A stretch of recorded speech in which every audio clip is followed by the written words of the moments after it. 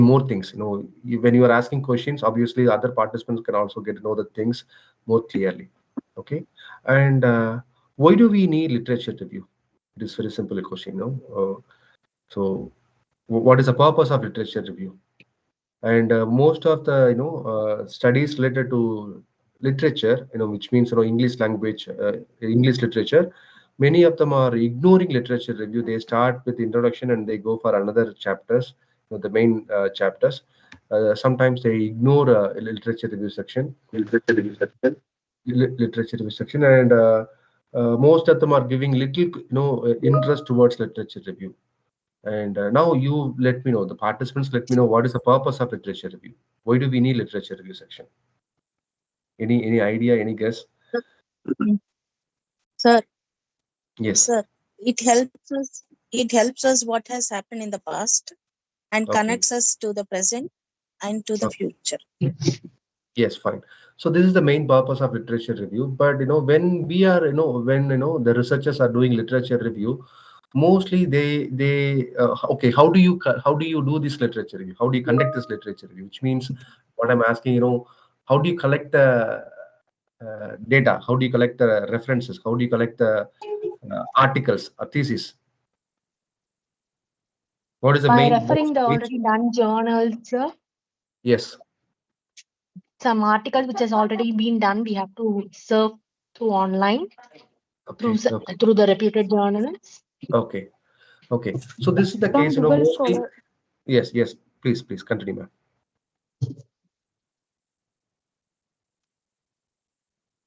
And also digitation, sir.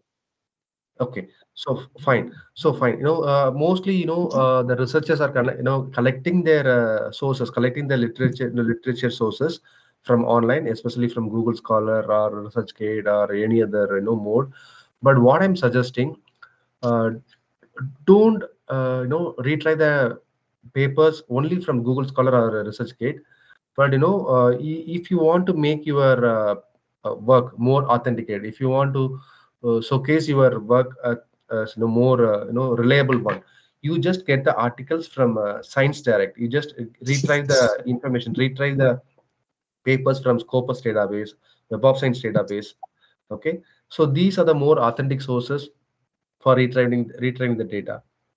And for thesis, there are a lot of platforms like Ethos, Ethos, and there are in our for our national database like Sudganga, you retrieve the thesis from those databases. And for international thesis, you can refer to their particular like Ethos, thesis, that is okay, Ethos. So from there you can collect the thesis for referencing, for literature review. And for articles, as I'm telling, as I said, don't collect from general database or don't get it from Google. Instead, you get it from the Scopus or Web of Science database. That will be more authenticate, and that will improve the quality of your work as well. Okay, that is the first thing. So it is connecting the past to present, and it paves way for the paves way for conducting the research. And through the literature review, you can identify the gaps. So this is the main thing. And mainly it justifies the a space for the new research and ideas, sir. Literature review will help us to justify why we need research on this. Yes, fine. So what I'm telling you, that your answer is absolutely correct. But what I mean, you review the articles; those are published in some excellent databases like Web of Science and Scopus. You refer the articles from those databases like Web of Science and Scopus, and that will give star rating to your works. Okay. Now let's see four guide questions. So what are the things required in literature review? What is the present state of knowledge? So regarding the topic under consideration, so you should analyze what is the present state of knowledge. For example, you are taking one particular area for research. For example, you are going to explore something related to post-humanism, or you are going to analyze something about digital storytelling. This is recent one, right? Present state of knowledge. So you just explore that area. What is the present state of knowledge in the digital storytelling, or education 4.0, or industry 4.0, or industry 5.0 is there now. Okay, and you just explore the areas, you just explore those particular areas in detail. Okay, and how are the studies related to the one being proposed? So what are the studies are there? How are the studies related to the one being proposed? You are proposing particular area. For example, as I said earlier, digital feminism, for instance. You have an idea to explore the studies related to digital feminism. Then you explore the particular area. You narrow down your research. You don't narrow down your search and find it more related papers. And what is the quality of the studies reviewed? So what is the quality of the studies reviewed? For example, as I said earlier, when you are reviewing the article, you collect the articles which are more relevant to your research, and at the same time you access the more authentic databases. Don't get articles only from Google Scholar or Google search engine, because there are a lot of journals which are not qualified, in terms of we don't have the UGC care now right now, but anyhow. So why do we need these parameters, UGC care, Scopus, and Web of Science? Which means that these databases are giving they're acknowledging those journals. They are good and they are publishing with good articles. So that is the main reason.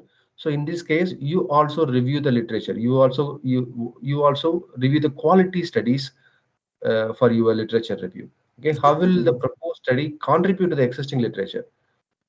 Okay, so and another main purpose thing is, you are reviewing the existing literature, and how this review is helpful for your study, your proposed study. So that is the main case. So and I'll give you another strategy. It is very simple. You review one particular article. From Scopus journal. Okay, and you go to the reference section and you find all the relevant articles related to your study. So you don't want to search more. You don't want to search more on particular thing. Instead, you focus. You can narrow it down. For example, you take the article from 2025 published article, and that article will have some list of references, and those references are related to your study, of course, obviously. So your main thing is, you have to pick one particular or one article for your literature in the beginning. There are some noise. There are some noise. Okay. Sir, I have a question. Yes. Sir, in case of independent research scholars, they usually don't have access to Scopus, right? Because it is institution based. So when we are preparing and working on our research proposals, what's the alternative we can use instead of Scopus? Because even I have heard that once you do your literature review, it should be from verified and good authentic papers. Yes. So in case I don't have access to Scopus, what's the alternative I can work with? I'll share you one thing. I'll stop this particular what is that PPT sharing. Then I'll share my screen. Then I'll give you the real time. 1 minute.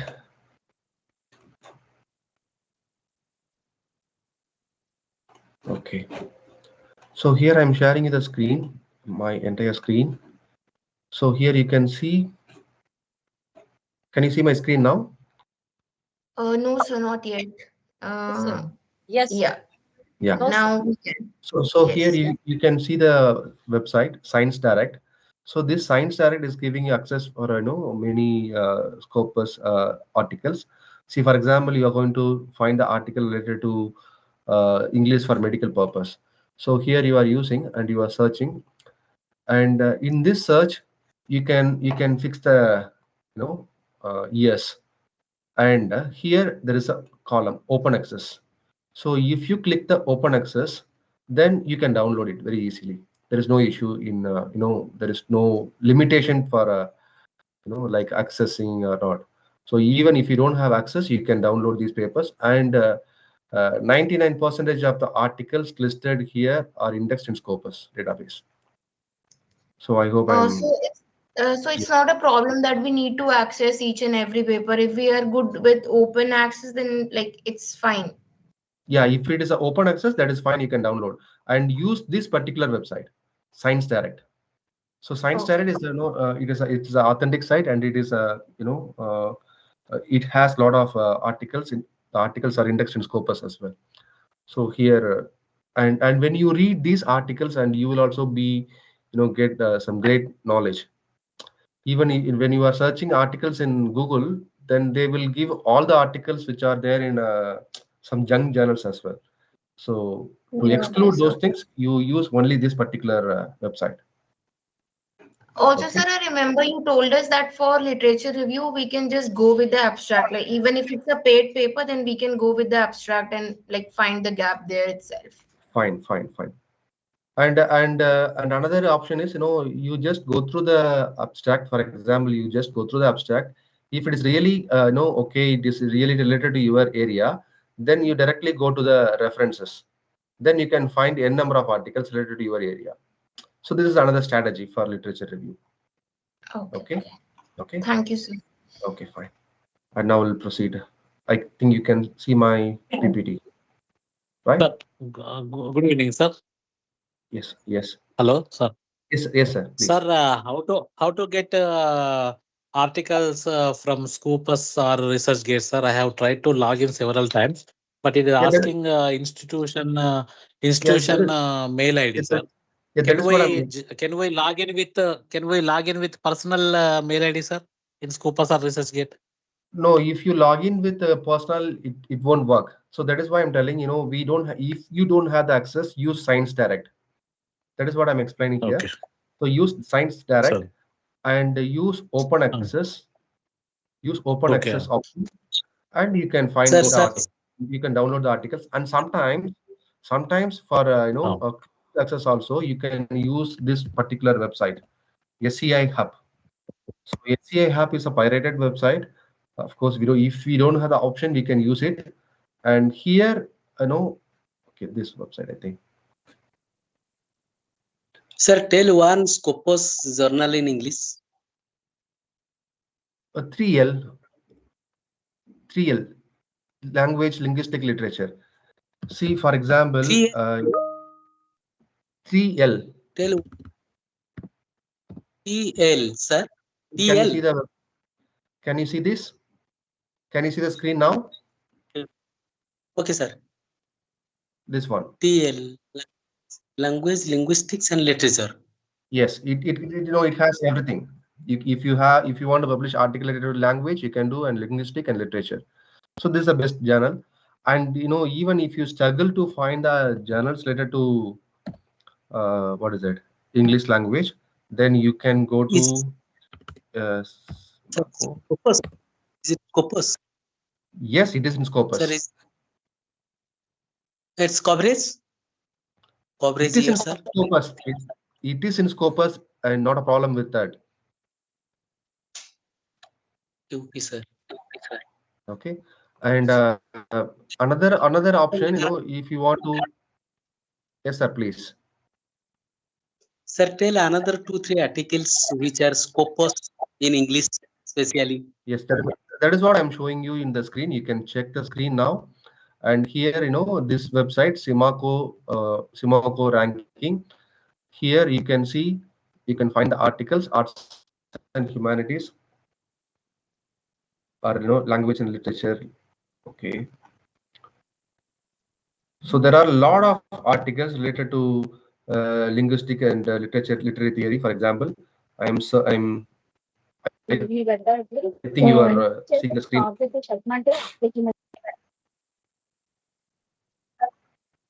So here you can see there are 1,182 journals.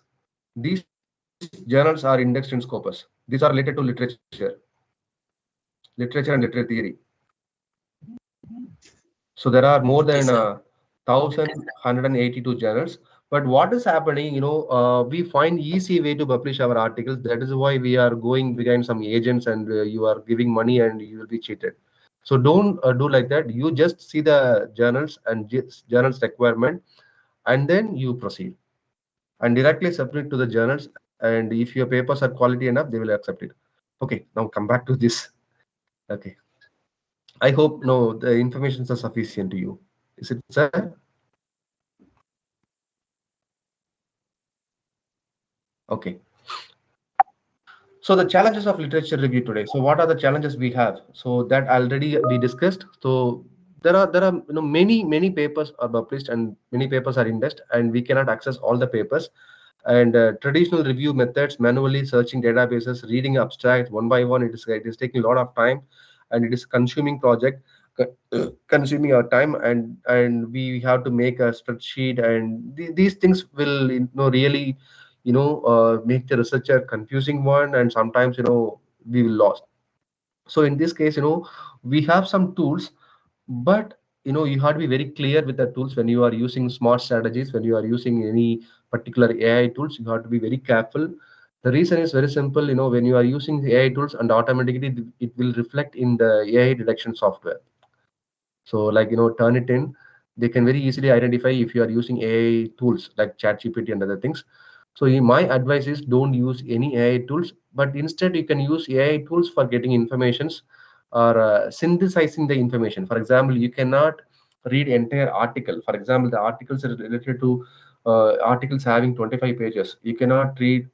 Obviously, the researcher should read, but if you don't have the time, really, if you don't have the time to read entire 25 pages, you can upload it in the literature, the tools, the AI tools. Then automatically, it will synthesize the main and crucial information. For that purpose, you can use it. Okay.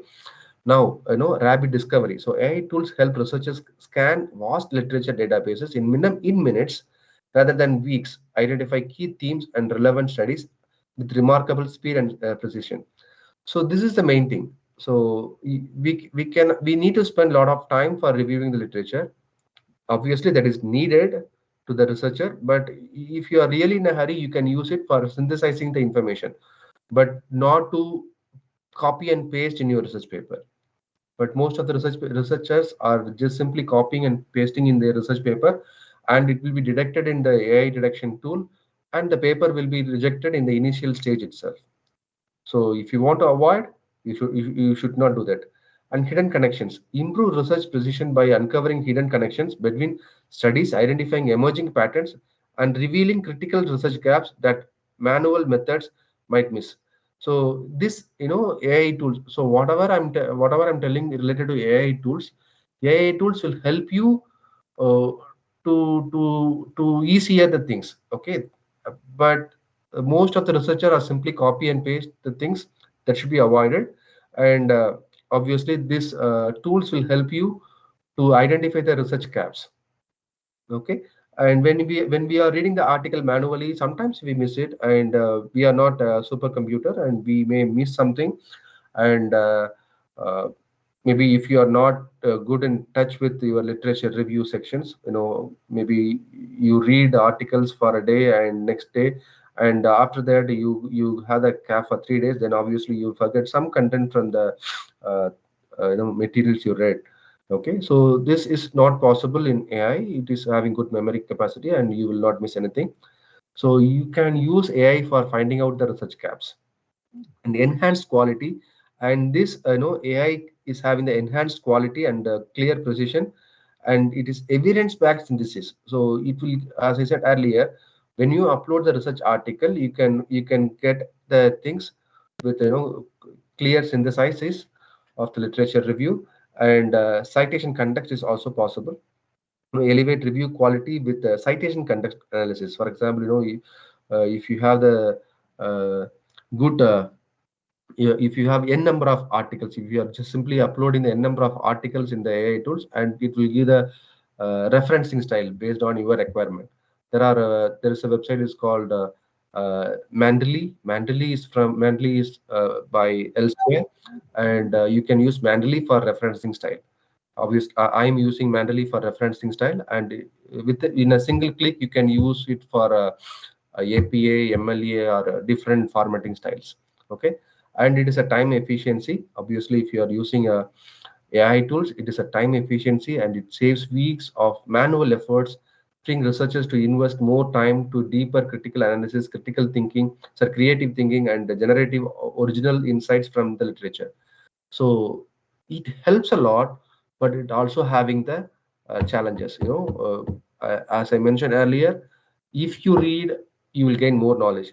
If you get support from AI, it is limited access. Okay, so the thing is, you can get an information, you can compress idea from by using AI, but you should not reproduce the same in your research articles or thesis.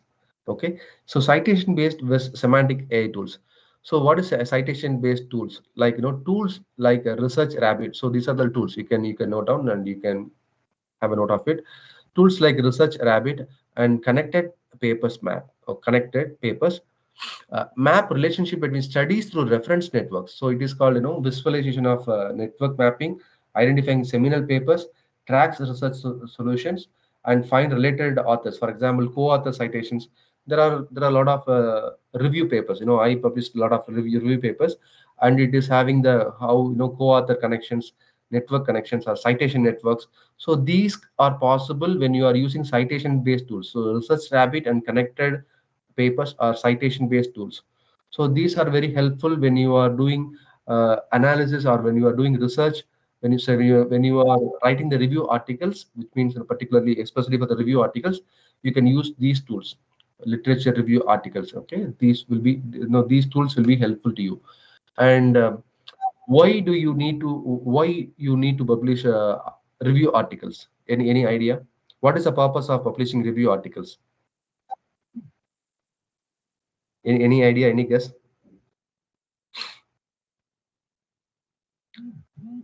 What is the purpose of writing and review? What is the purpose of writing review articles, and what is the purpose of publishing review articles? Can you hear me? Sorry. Yes. Yes, sir. Yes. Yes, sir. Yes. What is the purpose of We review are articles? wondering over that. Okay. So We can tell where the gaps are. yes, that is common, ma'am. That is common. I'm not asking anything Very related to we are proposing something from the review article. That is fine. Ma'am, And sir, what is maybe the variables personal? also. I'm asking what is the personal benefit we can gain from review article? I think Personal it's benefit. giving comprehensive idea about that particular thing, sir. Yeah, that is fine. That is The for the research. research purpose, ma'am. I'm just asking what is the personal benefit. For example, I said, okay, I'm just expecting from Make you. it bibliography. Yeah. Okay. I'm expecting from you. What is the personal benefit we can get when we are publishing the review articles? We'll have an idea. We'll have an idea what is all done before, right? Yeah, that is Summarize. We summarize. that is for the research purpose. Any other No, personal no. gain? Benefit. Benefit, personal gain after publishing the review articles. Okay, I'll tell you. So when you publish the review articles, you are giving the roadmap for the future researchers. So obviously, and when you are publishing a review article, you review hundreds of papers and you listed everything. You give the a comprehensive view of of the particular area. Okay, then most of the researchers will read your article and they will cite your articles. And the personal benefits or the personal gain is you will get n number of citations. When you are publishing review articles, you will attract a lot of citations, and citations are a major thing to elevate your profile. Okay, so your research profile, your H index, your I10 index, and your research metrics will be highlighted when you are publishing review articles. So at least publish one review article in a year, then automatically your H index will be improved. And when your H index are improved, when your citations are improved, when you have improved, then automatically you will be visible to the global research forum. Okay, then here semantic AI tools. So like tools like elicit and consensus analyze abstracts and full text for thematic discovery. So this is for citation. This is for bibliometric analysis. Citation, what is that? Research rabbit and connected papers are for bibliometric analysis, and this is for semantic AI tools. elicit and consensus, analyze abstract and full text for thematic discovery, and it is useful for content understanding. As I said earlier, you are going to read some particular article and you can synthesize the information, of the particular paper or the research work, and it is helpful for thematic analysis. It is also helpful for question answering. You may have some question and it may give the answer, and evidence synthesis. So you find the results, you will get the results of particular research. Okay, so these tools are very useful, and when you combine both, citation based tools and the semantic AI tools, then you will get wonderful results. Okay, you will get the citation database, you will get the go author citations, you will get networks and visualization of mapping. So you will get from the citation tools, and from the semantic AI tools you will get the results databases. Okay, so combining both will be very useful for the researchers. Okay, then step-by-step smart literature review workflow. So how you can do, so define a focused research question. So your literature review should be very narrow, it should not be wide, and if it is wide, it will make you confused and you will not be focused, and your research will be broadened. So instead you make it very narrow and begin with clear specific questions such as what is the impact of AI on higher education learning outcomes. So this question gives a detailed and clear and to the point information on particular research. Then if you use that, then you will get an idea. Okay, and use semantic AI for broad discovery. So semantic AI, it is very helpful for a broad discovery. So deploy tools like as I said earlier, the about tools, which will help you to the to get extract idea. For example, you are uploading one particular document, you are uploading one particular article, then you are asking for information, then it will give a very precise and the expected result when you are retrying the information. And exploring citation network. Okay, so citation networks already I told, already informed. So I used mostly I won't prefer AI tools. Instead I use in this way. So exploring citation networks, I'm exploring in this way. For example, I retried the article, the recent article, for example 2025 article, on particular area and particular research. Then I go to the reference section of the particular article, then I can find many articles related to the particular area. So this is how I find the citation networks. But you can also use this website, rapid and connected papers. With the help of that, you can also find a lot of related papers. Okay, summarize and extract key findings. So the tools are very much helpful, obviously. In meantime, you can also read. You don't want to read the entire article. You can go to the results and findings sections. You can find the area, and there are if you are using tools, then you can use what is the methodology they adapted in this particular study. Simply you are uploading 3 to 5 articles, then you can ask what are the methodologies for about 3 articles, what are the findings of about 3 articles, then you can get an information. Okay, but depending on AI is okay, but we cannot expect 100% of accuracy. You just cross check by manually those articles as well. And organize with AI integrated managers. So this is I already explained. Okay, Mandaly. So Mandaly is there. Use reference managers like Zodario or Mandaly with AI plugins, and you can use AI plugins. In my laptop I'm having the AI plugins, which means not that is extensions. So Mandaly extensions you can upload. Mandaly is a reliable source. I'm not sure about Zodario. Mandaly is a reliable source as it is partnered of elsewhere. So you can install Mandaly in your system, and you can also use the extension for Mandaly for Word document or the Apple MacBook. You can also install it.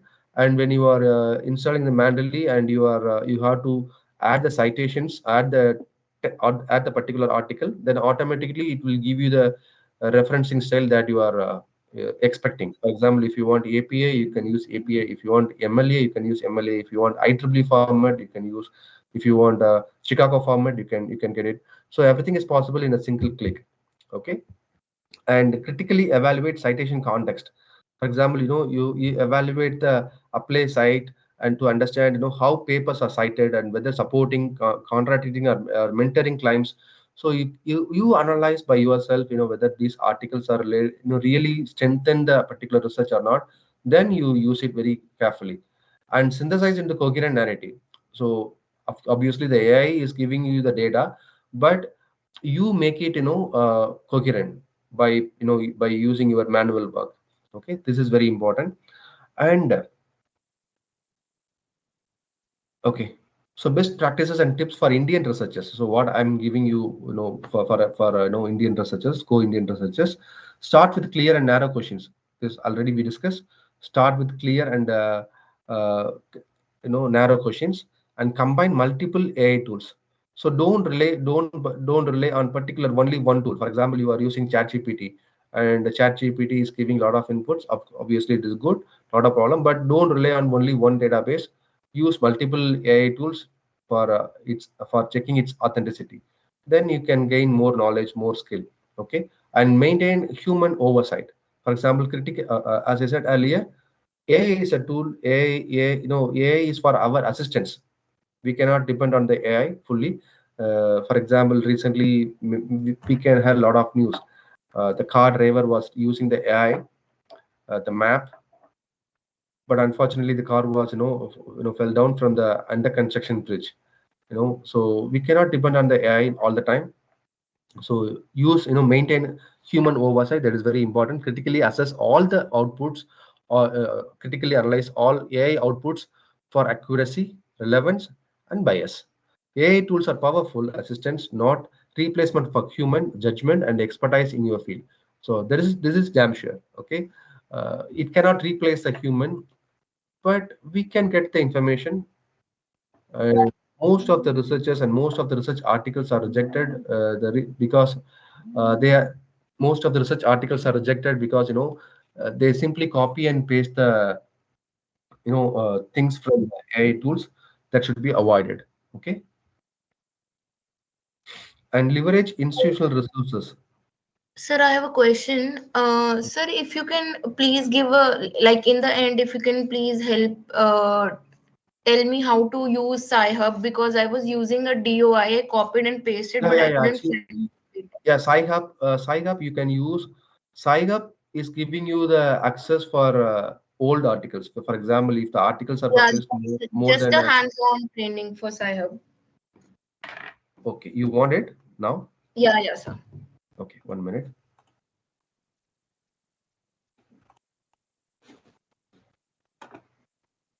Okay.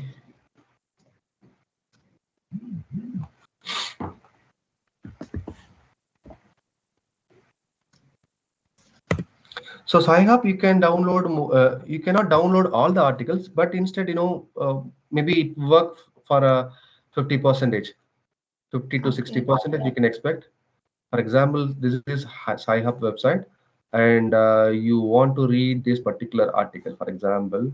So you cannot retry the article.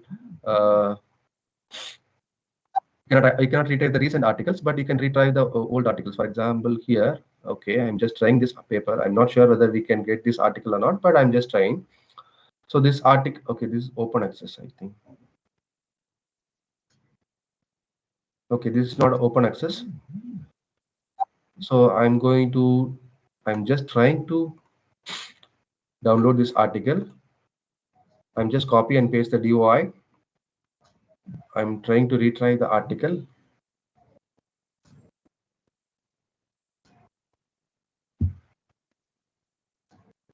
We cannot find it. So if you cannot find out the article using DOI, you can try with a title. It may work sometime. Sir, Hariharan sir, Hariharan sir. Yes. One more way we have, sir. We can get the articles from US educational departments, university departments. They upload sometimes all the articles. Yes. Latest article you can find from departments, educational departments, US educational department, like that.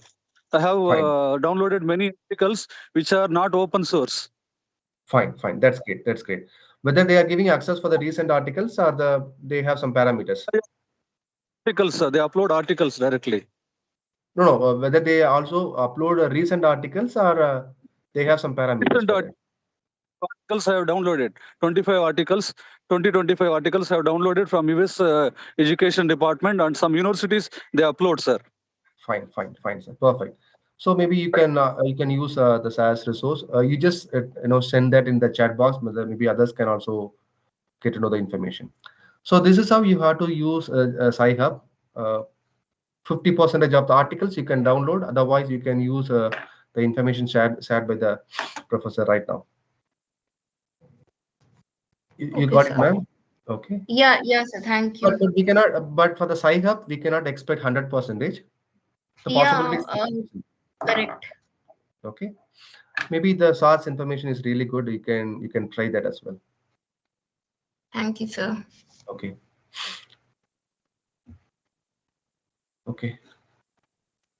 So here. So leverage institutional resources. So connect with your institution subjects, librarian, or personalized support. Many Indian universities now offer training sessions and access to premium AI research tools. So this is for AI research tools. You can use it. And I have another one. I got recently another one information that the government of India is giving access for premier institutions for Scopus and elsewhere. Maybe you can get the support from your colleagues who are working in premier institutions like IIT, NIT, and central universities. They also have the access. One subscription plan. So government of India, give that option like one subscription plan, but it is accessible only to the premier institutions. You can get the things from your colleagues if they are working there, and complement deep reading. Use AI tools to identify and organize relevant literature, but invest time in deep and critical reading of key papers. Okay, so this is very important. Obviously, we are, then you may have the question, well, then if we want to recheck, if you want to invest time on many things, then why we need to use AI? So this is a big question. But if you are publishing paper without authenticity, that will degrade your research. So rechecking is also very important. So it's up to your interest whether you are going to use AI or not. But AI will really simplify your work. If you want to read 100 papers, that will take nearly 50 days. But AI will do in a fraction of a second. Then you have to recheck it. So instead of spending 50 days, you can spend 1 week for rechecking the 100 articles. Obviously, it will minimize your time for literature review and other things. So these best practices you can try. It will really help you.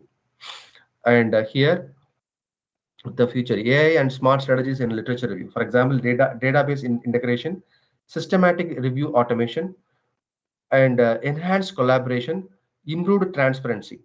Okay, so these things are possible when you are using AI for literature review, and increasing seamless integration of AI tools with major academic databases and writing platforms, creating a unified research environment. So this is really useful for the researchers. So accessing databases and but sometimes it will also give wrong statements that you have to check manually. And systematic review automation. For example, growing adoption of AI tools that automatic systematic reviews and meta-analysis, dramatically reducing time and for evidence synthesis. This will really help you. So meta-analysis, we cannot do we cannot do bibliometric analysis easily. We should need some tools, some AI tools. So for bibliometric analysis, especially for the meta-analysis, okay, bibliometric analysis, meta-analysis, almost same. So for that purpose, you can use AI. This will really helpful for author citation network, co-author citation network, and year-wise publication details. So all these things you can get while you are using AI tools, and this is more precise to the researchers. and enhanced collaboration. Development of collaborative features of these multi-author projects, enabling research teams to work together more efficiently across institutions. For example, I'll share you the screen right now here. See, for instance, you are going to do research on some particular area. For example, you are going to do research on some particular area. Can you see my screen now? Yes, sir. Okay. Visible, sir. So yeah, fine. So you can type, for example, COVID-19 here. So when you type, it is up to your research area. Okay, 1 minute.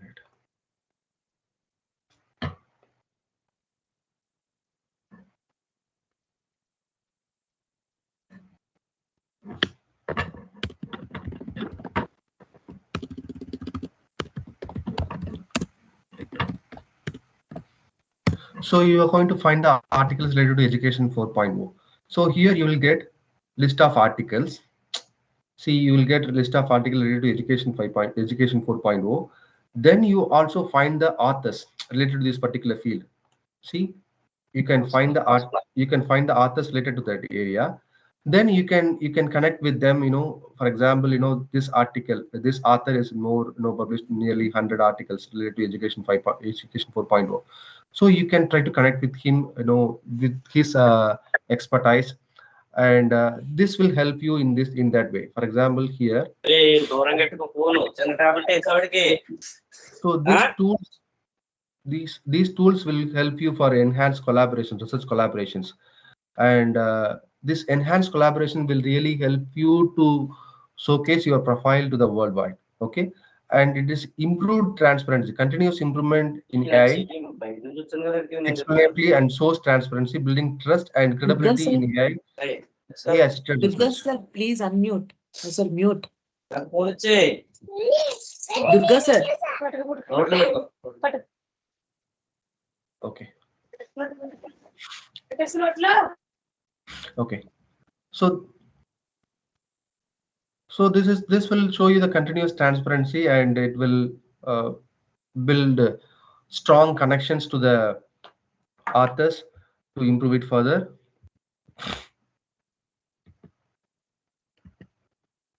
One minute. Okay. So the researchers can embrace AI tools, smart tools, for their literature review purpose. And smart tools are revolutioning and how we can conduct literature review. They empower researchers to work faster, smarter, and with greater insight than ever before. That is true. That is definitely true, because earlier we were using cards, we were using spreadsheets for literature review, and we document everything manually. But this time, the AI is very helpful. But you just have you have your own surveillance over AI. And these technologies don't replace the critical thinking and domain expertise that define quality research. They amplify it by handling time-consuming tasks. So this is very important. So this reduce that it reduces the time-consuming task. AI tool free researchers to focus on analysis, synthesis, and innovations, because it is giving the opportunity. It is synthesize the information in a fraction of a second, and it will improve the it will improve the quality of research in other aspects. Okay, and it has good memory capacity as well. Okay, start integrating these tools today to transform your academic journey, whether you are doctoral candidate, or you are doing research, or you are an early researcher, or you are advanced researcher, whatever may be the thing. We have to integrate ourselves to as a researcher. We have to integrate ourselves to the technologies. That is also very important. But again and again, I'm stressing the particular point, that is, don't just copy and paste. Use it for your information, use it for your literature review, enhance, but don't just copy and paste. Copy and pasting should be avoided. Okay, next. Okay, so this is the flow of your literature review. It should be the flow of, so the first one is initial idea. So conducting and comprehensive literature review. So first you should have the initial idea or problem statement. So based on the problem statement or initial idea, you have to review the literature. Then narrow focus, you have to make it narrow, and define variables. For example, you have to fix the variables, you have to fix the different context, and formulate research questions or hypothesis, and focus literature review. Formulate. So if it is a research related to English literature, then you may have the questions. If it is related to English language teaching or English language, language related research, you may have the hypothesis. Or any other science studies, you may have the hypothesis. Or any other social science studies, you may have the hypothesis. So this is how you have to do that things. And this is the flow. Define the scope. Filtering process. So filtering process, it is nothing but you may have the articles for the recent 10 years and related to your areas by using some keywords and synthesize the informations. So we can use AI tools for synthesizing the informations for to identify the key findings and on particular research gaps. Okay, and okay. So here, okay. So you just tell me how old articles, for example, can we take the articles older than 15 years? Is it okay or not? Can we cite the articles? Can we cite the research? Can we cite the studies older than 15 years or older than 20 years or older than 50 years? I think it's not required, sir. Okay, so I'll give you the important point. It will be very useful if you are really interested to publish articles in Scopus. I'll give you the one important points. If you have 100 articles, 100 references, okay, so out of 100 articles, you can have 10% of articles, which means 10 articles. 10% you can have from old one, for example, more than 10 years old. But those 10%, it is only applicable for concepts, theories, or models.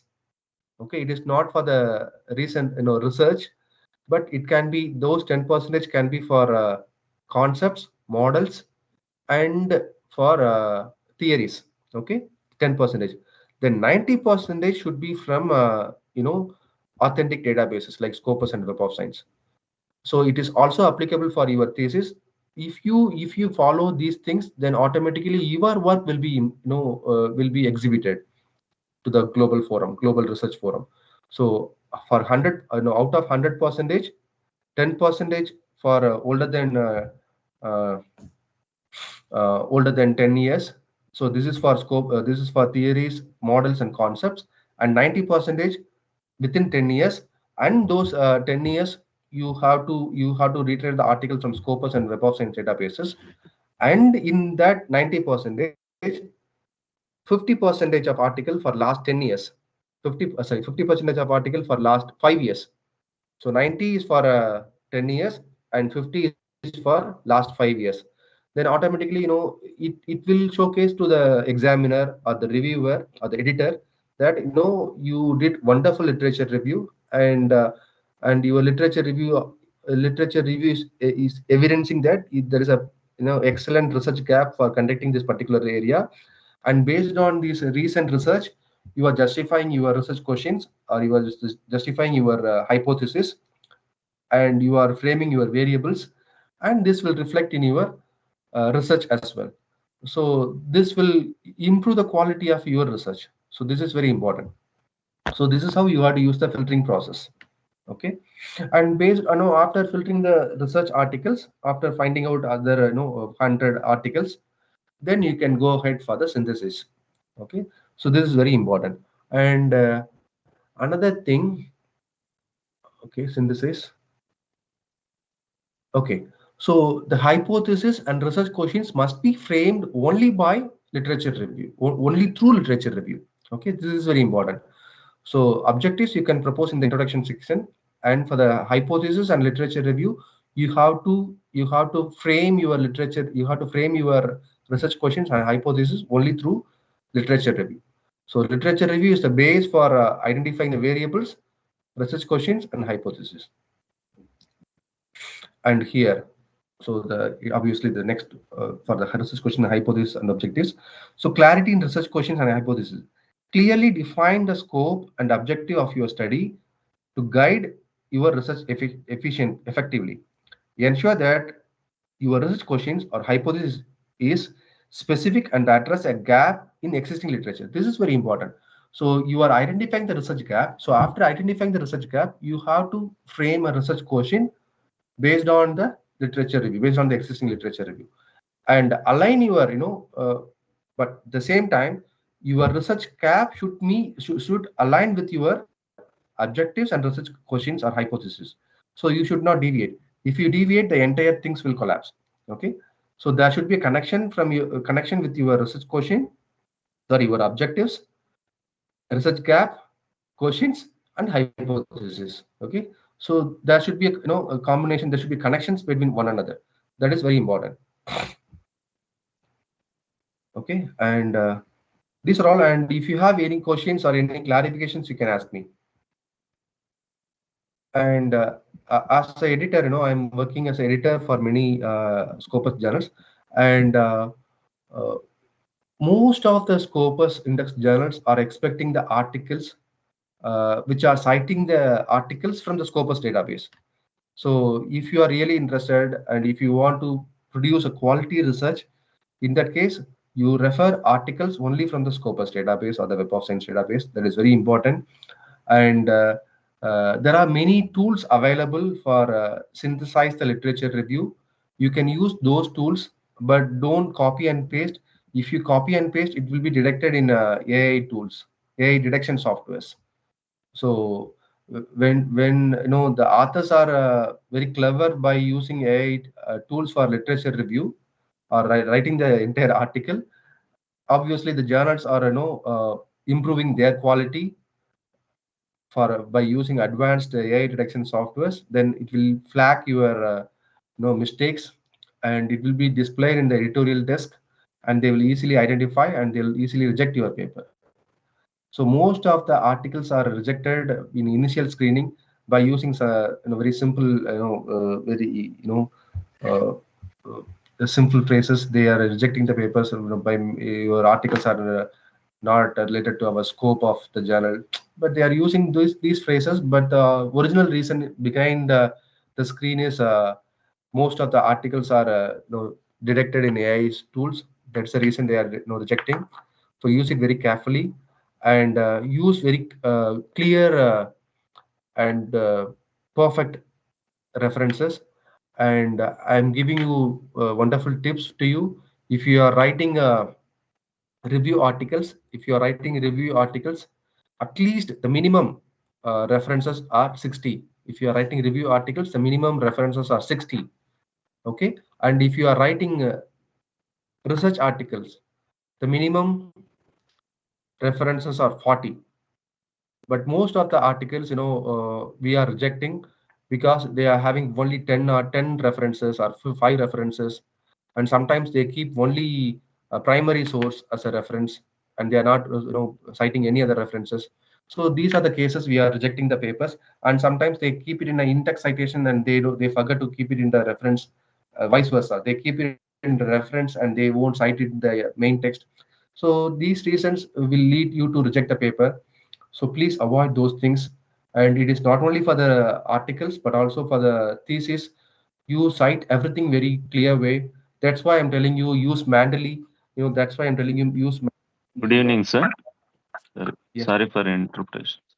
Yes. Sir, once again, come again, sir, regarding for review articles, how many papers we have to review replace? Articles, you keep minimum of 60, So maximum, in my recent review articles, I'll show you. I don't know, I forget. This is my recent article. I'll show you that. Minimum 40 articles for what, sir? 40 for research articles, sir. For research papers and articles, 40. For research papers and articles, it is 40 minimum, I'm telling. Yeah, So okay. this is our recent review article. I'll show you. This is my recent review articles. It is published in Springer. So I am from the literature and language background. Can you see my screen now? The Yes, article? sir. No, sir. Yes, sir. Yes, sir. Yes, sir. Yes, sir. So this is my recent review article. So this is about the bibliometric analysis. So this is published in a Springer and it is published in the month of October 10. So see my references. So, I cannot count it, but it is more than 75. So it start, maybe you can guess. So it start with the page number 19, and it's end at 24. So maybe you can guess how many articles. So it will nearly around 75 something. Okay. So, and for the research article also, you have to keep minimum of 40. Okay. Sir, can we see your article, sir? Sorry. So this is Can we my, see the- yeah, is this it is possible my, to see your articles? you want to see my article? Yes, sir. Yes, you can see. Okay, and one more thing, if you want to publish article in Scopus, when you start, for example, when you start your paper, the first few sentences itself, you keep quality papers. You cite some quality papers in the very beginning. The very beginning, you cite some articles. This is very important. So, Sir, any more tips to publish in and for the review articles also, we have objectives, and we have to follow the methodology. And in this methodology, we have the research questions, and the research questions are related to objectives. And for the review, and for these questions, it is obviously it is not a research paper. And for this research questions, we are justifying our research questions here. At the end, we are justifying our research questions here. You can see how we are justifying our research questions. You can see here our research questions and our key findings. And our key findings are aligned with the existing research as well. How we are, different with our. So this is how you have to, compile your review articles. It is not only for review articles, but also for the research articles also you have to do. And for this bibliometric analysis, I used VOS viewer software for analyzing the bibliometric data. Here you can see the VOS viewer networks of co-author citations, countries of affiliations based on the countries. So we did the research on religious scoping, theocentric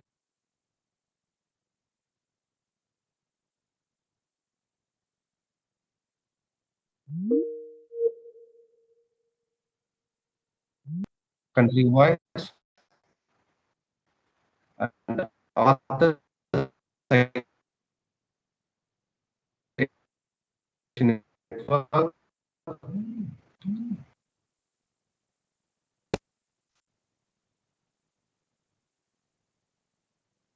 This is year wise in this review. And another crucial thing, any other? Okay, so this is research flow. You can see the research flow, how this research has been executed. This is Excuse me, sir. Yes. Excuse me, sir. Sorry for interruption. So, could you repeat the name of the software you used for analyzing the data? VOS viewer. DOS. You can see here. I'll show you. It's there. Okay, I'm sorry, sir, because it is raining here. We have network issue. That's why. No problem, no problem. Here, VOS viewer, software and VOS viewer. You can see here in the framework.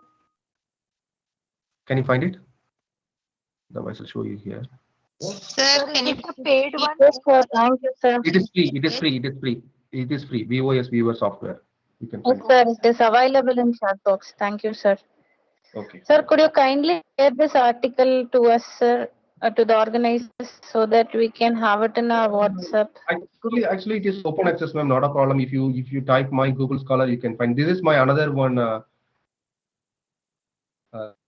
Also related to open, but this is for CalMall, computer-based computer and mobile assisted language.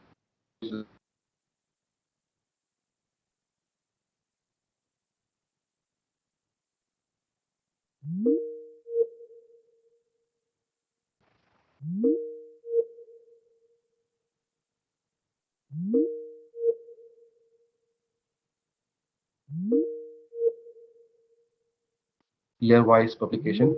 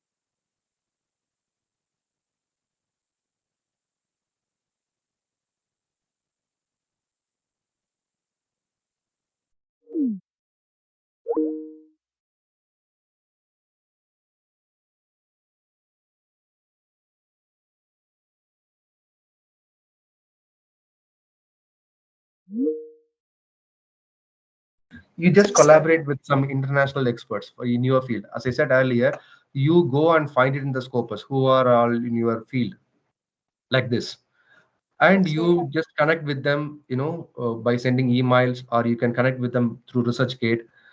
They have funding as well. They have the access, they have the funding for the publication, and you find them by using, some good communication. Then you execute your research with the help of them, and this collaborative research will really helpful to you. And even if we, our institutions, mostly in our Indian institutions, are not having the funding for publication, but foreign institutions are having funding. Even if you collaborate with some people from Europe, they have lot of money for their publication, but they don't have the time to research. So you can collaborate, how you can share the authorship, and how you can execute your work and other work. Even in Saudi, many institutions are giving funding. Saudi, all the institutions are giving funding for the publications. Only India, we don't have the funding for the publication, but most of the foreign countries, they are giving funding for the publications. So you find them, and they have the access.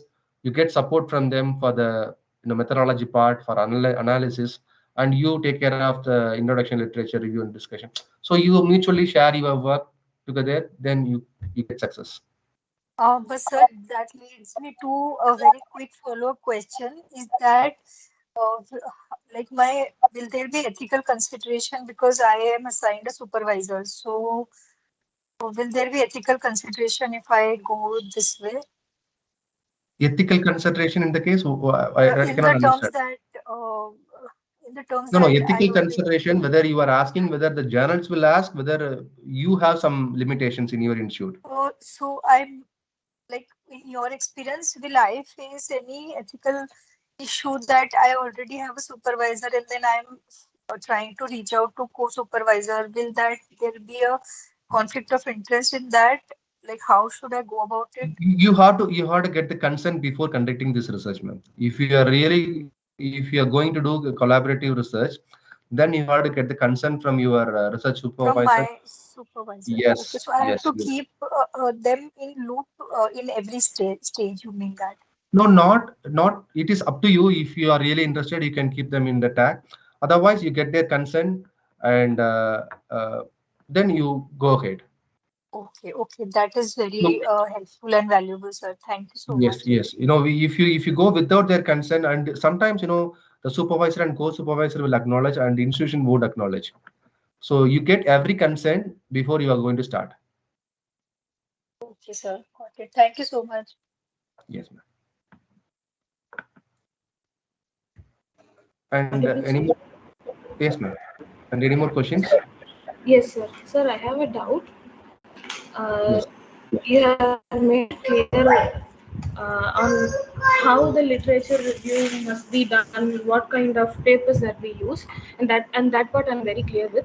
The question is, let's say if I'm doing a literature work based on postmodern theory, so my literature survey must be exploring papers that are written in postmodern theory, or should I particularly focus on the tendency that I'm working on? Yes.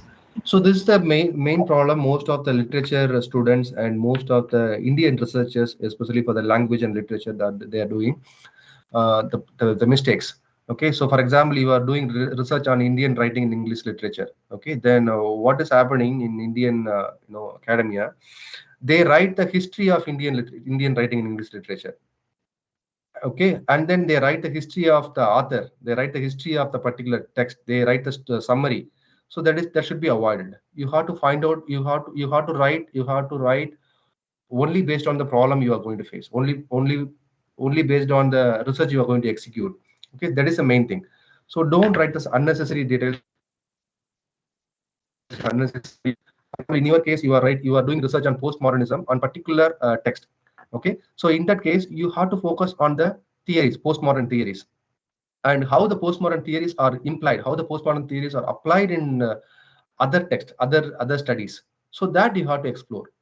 And if there are work related to your author, if there are work related to your author, then you can cite it, not a problem. But it should be relevant to the particular area. So you should not deviate from your area. So that is very important. Okay. So Yes, it is not limited that you have to, but most of the researchers are doing, they limit only with their authors. They are not concentrating on the postmodern issues on other text and postmodern issues in other areas. So that should be avoided. Your literature review should also focus on the theme you are selecting. I hope I answer you well. Yes, sir. So I understand that you're telling that I should focus on the theme. So it means that I should focus on the tendency, or I should focus on what I'm using to address, why I'm using this tendency to address any social issue. For example, if I'm using fluidity and under gender fluidity, should I focus on papers that are about gender fluidity, or should I focus on the papers the other theories that talk about gender issues? No. You have to focus only on the particular tendency. You have to focus only on the particular tendency, because your research, your objective is related to only that area. So you should not deviate. Sir. Okay, but you can give the background information in the introduction. In the introduction, you can give the flow of so when this particular tendency has been reached. So that flow you can give in the introduction section, which means the background of the study or the significance of the study. Then once it is once you are fixing the objective at the end of the research introduction, once you fix the objective, which means you are very determined, you are going to execute in this particular area. You are fixing the parameters for objectives. So after the objectives and in the literature review, you have to focus on the particular area or the particular tendency. Sir, like you mentioned, you have asked us to cite at least 40 papers related to it. So when I started doing that, it was around some 10 to 15 papers I could collect regarding the foundational background. But sort of limited papers were there regarding the particular tendency that I was focusing. Yes. So, that is why I'm telling, you select one best article or 5 best articles. So best article in the case, best article related to your field. Okay. So after selecting the 5 articles, you go to the reference sections of the particular, 5 articles. Then you can get many articles, obviously. The work is very simple. Yes, sir. See, 5 articles, and maybe almost all the articles are having nearly 25 or 30 articles. So 5 into 30, you'll get 150 articles. So no need of difficulty. Thank you, sir. Sir, again, one question. Yes. So, in some researches, I have seen people using scientific concepts. They sort of employ scientific concepts, So I have seen fellow researchers struggling with connecting the scientific concept with the theory. So when we are doing research based on that, like should we try to connect the theory and the scientific concept, or we should rather just concentrate on the scientific concept and not employ any theory in our work? So you are asking for the literature paper, right? English literature paper. Yes, sir. So for the English literature paper, so for my knowledge, you can use only theories. No need of scientific concepts. But if you use scientific concepts, you have to give them in the objectives itself. Okay, so your objectives are very clear. You know, you are going to adapt these theories for your particular text, and you are going to analyze. You are going to use conceptual model, or you are going to use some contextual analysis or something. So everything you are justified in objectives. So when you are framing the objectives itself, you fix what you are going to do. And so far, my knowledge, you don't need to use scientific concepts. You can use only theories. That is enough. And if you are using scientific theories, scientific concepts and theories, the work is really good, but it is really complicated to do. Yes, sir. Yes, sir. So if you do that, you will be forerunner. If you do it, you will be the forerunner, and there are high possibility for citations.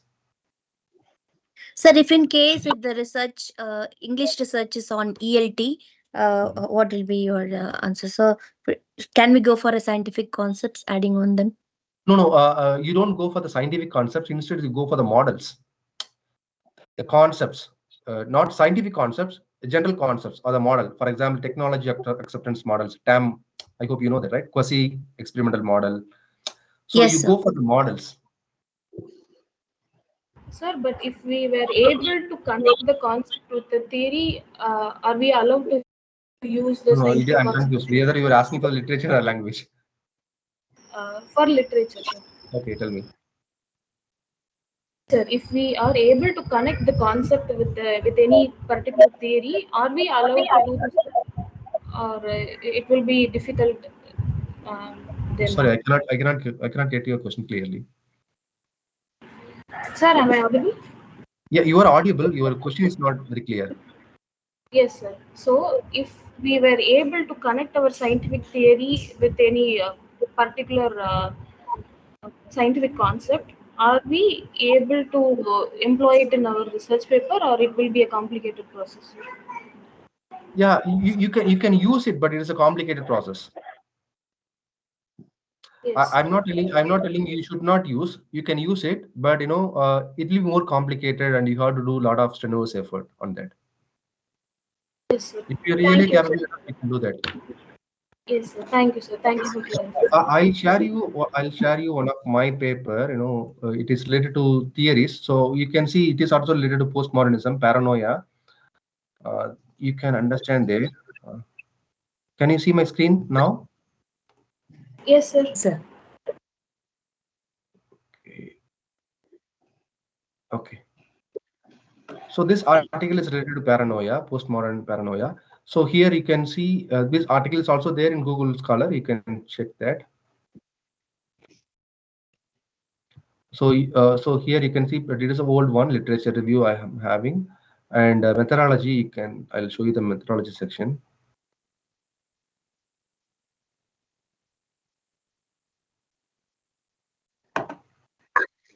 So I'm using the theoretical part, and after the theoretical part, how this section is using for the textual analysis. So I'm doing it. I'm using only theories for testing the text. You can check my Google Scholar, then you can find more articles related to literature and language. So I use theories and models for language paper and theories for literature paper. So few models for ELTs as well, sir. Yeah, that is what I'm telling you. You can check my Google Scholar. You can see like many articles. Okay, if you want to see, if I want to show you, I'll show you that. So here you can see this is for a ELT. So Sir, this your is for screen ELT. is not visible, sir. It is visible now? No, sir. Yes, sir. Yeah, it is visible, right? Yes, sir. So here, I'm using the theories, I'm using the concepts, this technology acceptance model, TAM.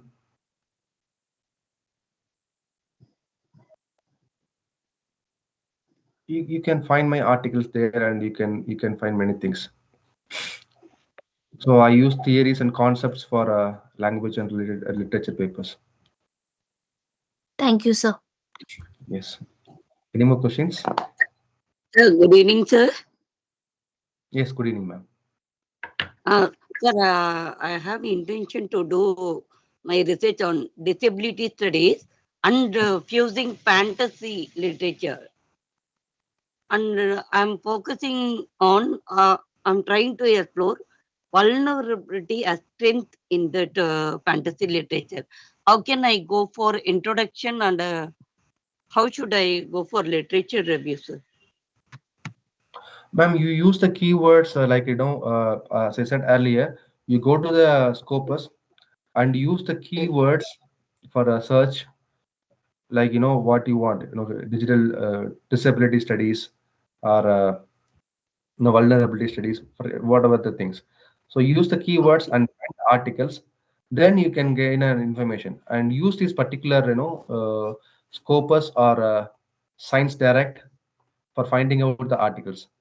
Okay, because here you can find some quality articles, then you will get clear information. Instead, if you are simply searching in Scopus, it won't work. You will get confused.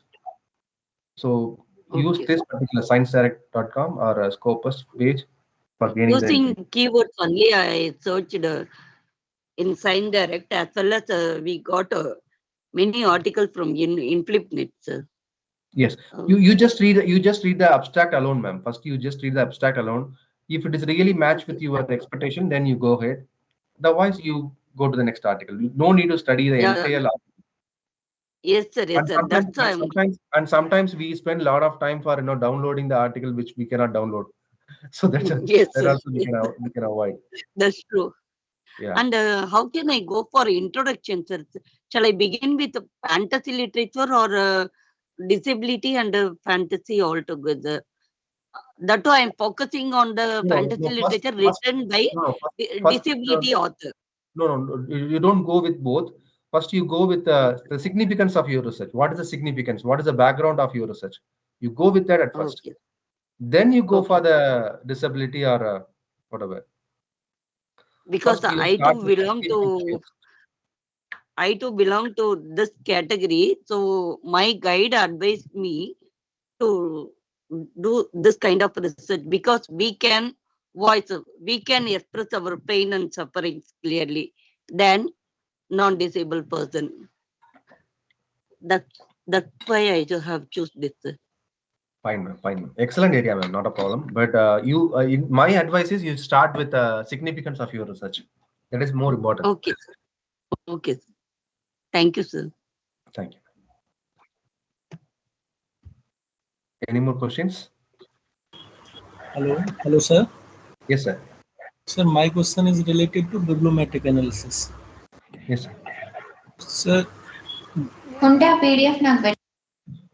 bibliometric analysis is done on the basis of CSV or BibTeX file.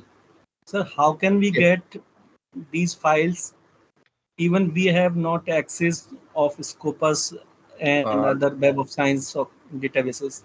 I'm not sure whether you have, if you don't have access, I'm not sure whether you can download it or not, but if you have access, you can download it.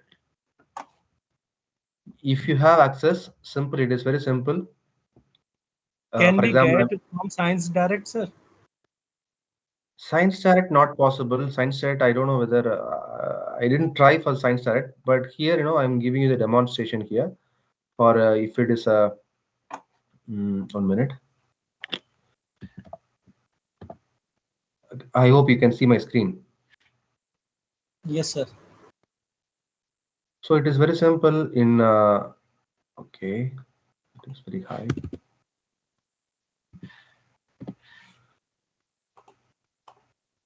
So I'm going to retry the articles of Education 4.0. It is for bibliometric analysis. We have 13,000 plus articles, and I'm going to export the things. So if I click here, I can export it. Very simple. But it is an institutional affiliation, so you should have the institutional affiliation. Not you cannot use it by using your personal ID.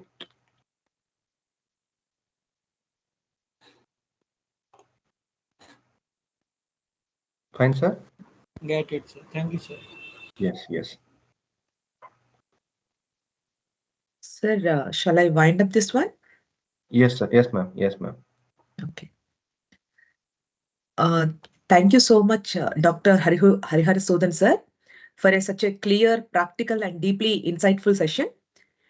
You patiently clarified our doubts and guided us step by step on how to identify standard journals using Scopus and SciMago journal, and the importance of relying on authentic, agency-free journal platforms. Your explanation of the challenges in conducting a literature review and how AI can be used only for refinement and synthesis was extremely valuable. You gave us a clear understanding of citation-based tools and semantic AI tools and showed us the right roadmap for reviewing articles, a step often neglected by many researchers. Your demonstration on locating research articles in Scopus, the introduction of reference managers like Mendeley with the plugins, and your tips for doing truly meaningful research were incredibly helpful. Your emphasis on ethical aspects in research, software selection such as VOS Viewer, and your thoughtful mentoring and counseling added great depth to today's session. Hats off to you, sir, for guiding us with such clarity, care, and expertise. Thank you for an outstanding session. Thank you so much, ma'am. Thank you so much. Thanks for the opportunity in this forum to address my insights with you. Thank you. Thank you once again, sir.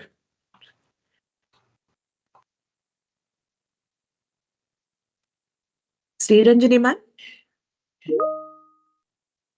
Oh, Sriranjani ma'am is very ready. Okay, nice. Our second session today is led by Dr. S. Sriranjani Mokshagundam, a distinguished academician, clarified corporate trainer, and research supervisor. She is known for her exceptional clarity in teaching, her deep understanding of management research, and her commitment to academic integrity. Dr. Sriranjani specializes in communication, soft skills, research methodology, and ethical writing practices. Her guidance empowers scholars to write with precision, coherence, and confidence. Today, she will be speaking on revision strategies, editing for clarity, coherence, and consistency. Madam, we are delighted to welcome you. Now, the screen is yours. Ma'am, thank you so much for that warm introduction. Hope I am audible and visible. Yes, ma'am. Yes. Yeah. Thank you so much. So, a warm welcome to all the participants for the third time to this international intensive thesis writing workshop. And I'm definitely once again delighted to be here today to share insights on a crucial part of the writing process, that is revision strategies, editing for clarity, coherence, as well as consistency. See, audience, whether you are polishing your thesis draft or you are preparing for submission, mastering the art of revision can truly elevate your work from good to exceptional. So let us dive in and explore how effective editing can help your research writing stand out. Okay, are we ready? All right. So, esteemed audience, could you please let us know why revision actually matters in your thesis or even in your paper submissions to the journals? You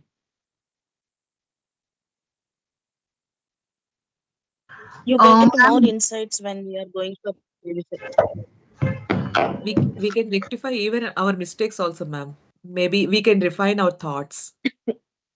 Correct, ma'am. Ma'am, drafting is the first process to write a good paper. your paper needs to go through multiple revision before it's ready for publication. There are many reasons for doing revisions. First is every time we read a paper, we read it with a new lens, meaning thereby we don a new hat and we understand the nuances. Maybe sometimes the grammatical errors are they come to forefront. Sometimes we understand that there is a lack of coherence. Then the other time we might see that the citations are missing. So before we make a submission, there are multiple drafts that a paper has to go through. Okay, Shivangi ma'am, you have covered most of the things that we will be covering today in today's session. All right, thank you for all your inputs. So, yeah. So reading for the second time and rewriting is essential, ma'am. It is absolutely needed so that confidently we can submit the paper. Correct, Dr. Submit the Vidyanathan, thesis. sir. Sorry. You are right. Thank Yes. you. Thank you, ma'am. So when we think of thesis writing, we often focus on the research or just on the data part, or we almost all of us we just concentrate on analysis part. But however, we have to understand the true craftsmanship, it emerges after your first draft is complete. It is the process of revision which will be elevating your initial ideas into clear, coherent, as well as refined scholarship. First thing is, as you all told me, revision will be ensuring there is quality, readability, as well as professional presentation. See, it is something like polishing a diamond. You have made the core content ready and it is already valuable. But what it needs is clarity and shine to make an impact. Correct? So, a well revised thesis, it doesn't just read better, but it communicates better. And also it helps the reader and most importantly your examiner. He or she can glide through your ideas effortlessly. Next thing is it enhances logical argumentation and evidence alignment. See, during revision, you start seeing if your claims and data are they truly going hand in hand. Say for example, if you are a management researcher, you may notice that while doing this revision, a conclusion about employee engagement, it does not quite connect with your survey findings. Now, revision will help you to fix that particular gap. Somebody was trying to tell me this, the same point. See, in a way, it's where your reasoning and results, they shake their hands properly. Correct, and we need it. Even if we take an example in engineering or computer science, a researcher who is developing, say, a predictive model, he or she may realize while revising that the algorithm's results don't fully support the hypothesis which was stated earlier. So, what happens during revision? They can fine tune their explanation. Also, they can adjust the parameters or they can reinterpret the data so that there is consistency between the theory as well as output. Then comes another decisive part, that is eliminating errors, redundancies, and ambiguities. So most of you told me about this point. See, even small grammatical mistakes or repeated ideas or even any sort of unclear sentences, it can make even your strong research to seem weak. So it is like you are trying to build a sturdy house, but there are already some cracks in the walls.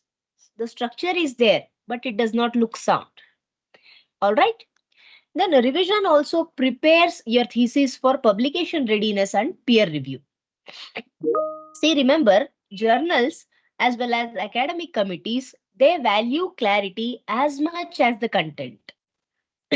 So, a well-revised thesis often becomes the foundation for strong journal articles or even for the papers that you submit to any conferences. And finally, revision reflects academic maturity and attention to detail. So it shows that if you have revised properly and there are like almost no mistakes in your thesis, it shows that you care about precision. That means about presenting your work in the best possible way. So scholars who take time to revise means you are demonstrating not just your knowledge, but also professionalism, as well as you are taking pride in your craft. So I would like to say, never treat revision as an unpleasant task, but just treat it as a strategic process. Because revision is nothing but the bridge between having ideas and how well you communicate them with excellence. All right? Are we on the same page so far? Yes, ma'am. Yes, ma'am. Okay. Am I too fast? No, Is my ma'am. pace okay? It's good. All right. Yeah, we just understood why revision is important. Now let us also look at its key objectives. Means what we actually aim to achieve when we revise our thesis. The first goal is to improve clarity. That is, you have to make your ideas easy to understand. See, you should never put your reader in a situation that they have to decode your sentences. What do I mean by this? Say, if you're writing something about employee motivation, you don't bury your main idea under the jargons or some sort of long-winded explanations. Or let us say you are writing a biology thesis, maybe on genetic mutations. I'll just give you an example. If you say something like this, the allelic polymorphism exhibits stochastic manifestations within phenotypic expressions. What did you understand? If you again ask me to repeat, even I cannot do the same. So instead, can we use a simple language and can we say the same thing like this? Gene variations appear randomly in how traits are expressed. Are you noticing the difference? Which one is good? First one or the second sentence? Second. Obviously. Because the Second second one. sentence, yes, because the second sentence is cleaner and it is easier to grasp. Correct. So please remember, if your reader or if your audience, if they struggle to follow your argument, even if I have a sharp idea, it will lose its impact. Getting my point? Yes? No? Yes, ma'am. Yes, ma'am. Yes. All right. Yes, So next we enhance coherence. Means we are ensuring there is a smooth, logical flow between our paragraphs, sections, and even chapters. See, each part of your thesis, it should feel connected. It should be something like a well-organized story. Suppose if me or you, if we are sitting and if we are reading a thriller novel, suddenly you come to chapter 3 and it doesn't quite link with chapter 2 at all. Or even this often happens with movies. Imagine you're watching a movie where the second half feels unrelated to the first half. How do we feel as audience? Frustrating, right? Continuity, Yes, right? correct. We do not want to sit in the movie theaters, correct? So the same applies to the academic writing. That's exactly how your thesis also feels when sections do not flow smoothly. Now, your literature review, it should lead naturally into methodology. And this then flows into results and discussions. Okay. Then the third objective is to ensure consistency. So what do you understand by this word consistency, participants? It should be reliable, no, madam. Reliability. It should happen everywhere in the same manner, irrespective of place and time. Ma'am, sometimes we end up switching tenses also. Like sometimes we use simple present, then we quick in the second sentence we go to simple past, and then that's the way there is no consistency. Yes, correct. You both are correct, Kiranmay ma'am and Shivangi ma'am. So consistency means this covers both content as well as presentation. Means we have to maintain uniform terminology, proper formatting, style, throughout your document. As if you remember, we discussed this at length in our second session, correct? Day before yesterday. Say, for example, in your thesis, let us say you are using the term AI-based systems, artificial intelligence-based systems. You use this term AI-based systems in one chapter. So please don't suddenly switch to the word machine intelligence in the next chapter, another chapter. Unless and until you clearly define there is a difference between these two words, please don't use it interchangeably. So likewise, the reference styles, headings, even the font choices should also remain uniform. See, because this is only what is going to signal about your professionalism and you are showing attention to every detail. Okay. So fourth thing is we must correct grammar, punctuation as well as spelling errors. See, if I say about this, this may seem minor, but they shape the perception of the reader about your credibility. Let us say there is some sort of typo in a company's report. Now, how will their clients feel? They will definitely question about its quality. Correct? So similarly, grammatical slips in a thesis, it can make your examiners, they will question about your thoroughness as well as diligence. So please be very careful.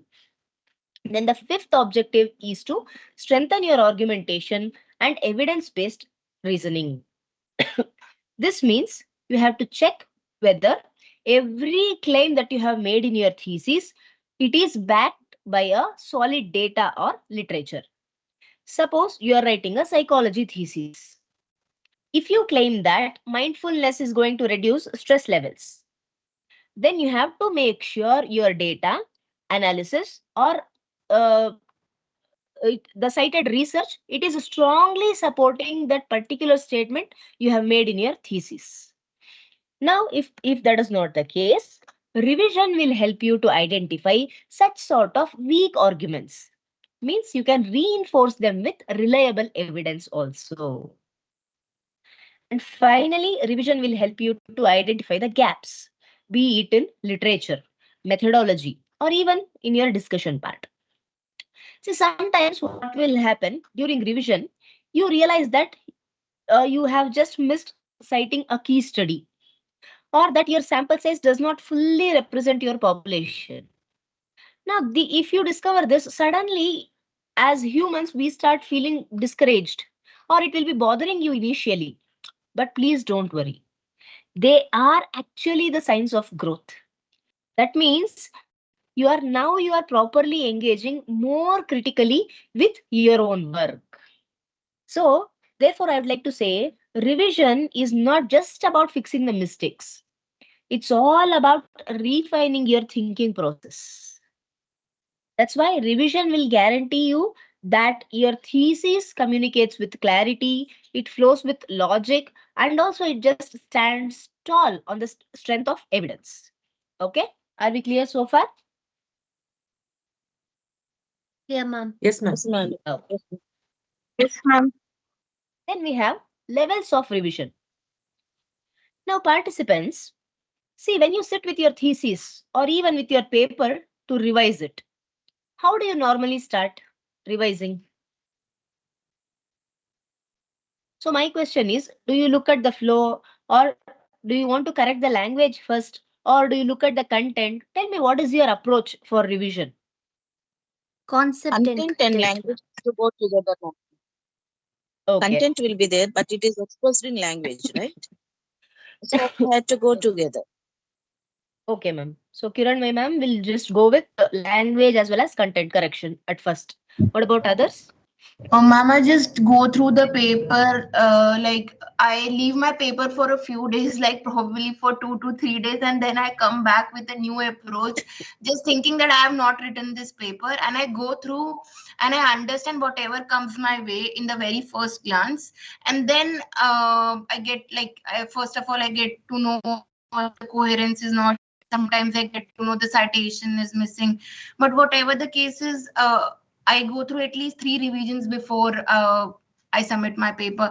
But it's not a fixed approach. Like I do not follow any fixed approach that once I have to follow concept or the other time grammar. Okay. Ma'am, I give preference to content, ma'am, first. Okay, whether Okay. I have said properly or not.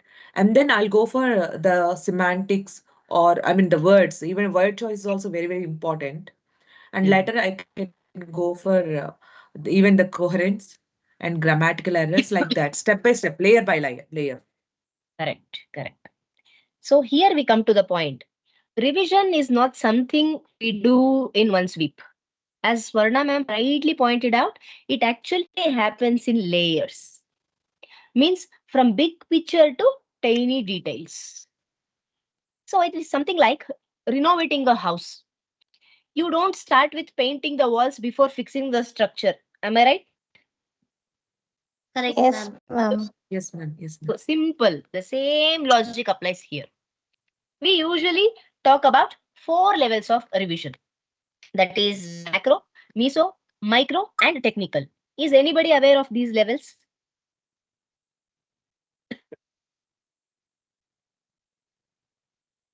Are you aware of these levels of revision?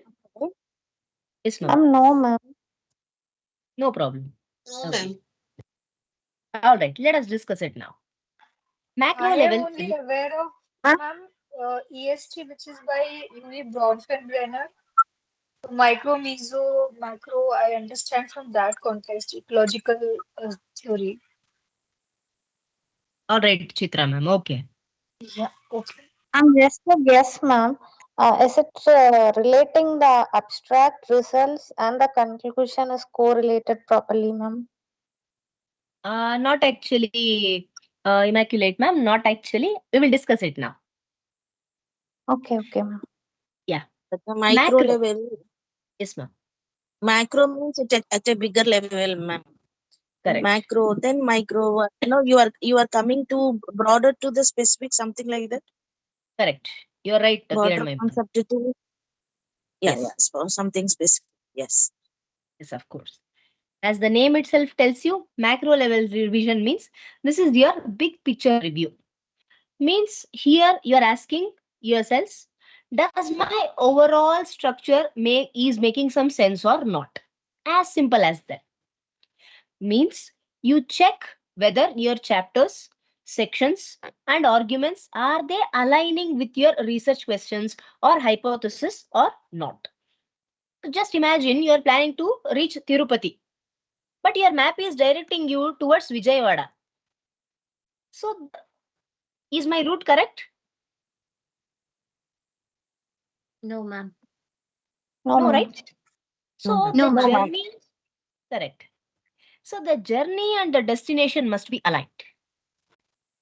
So that's exactly what macro level revision will ensure. Your thesis moves in the right direction. Suppose in a literature or cultural studies thesis, if your research question, if it is focusing on how post-colonial narratives shape identity, but half of your discussion, it just drifts into, say, feminist reinterpretations without connecting them back to identity.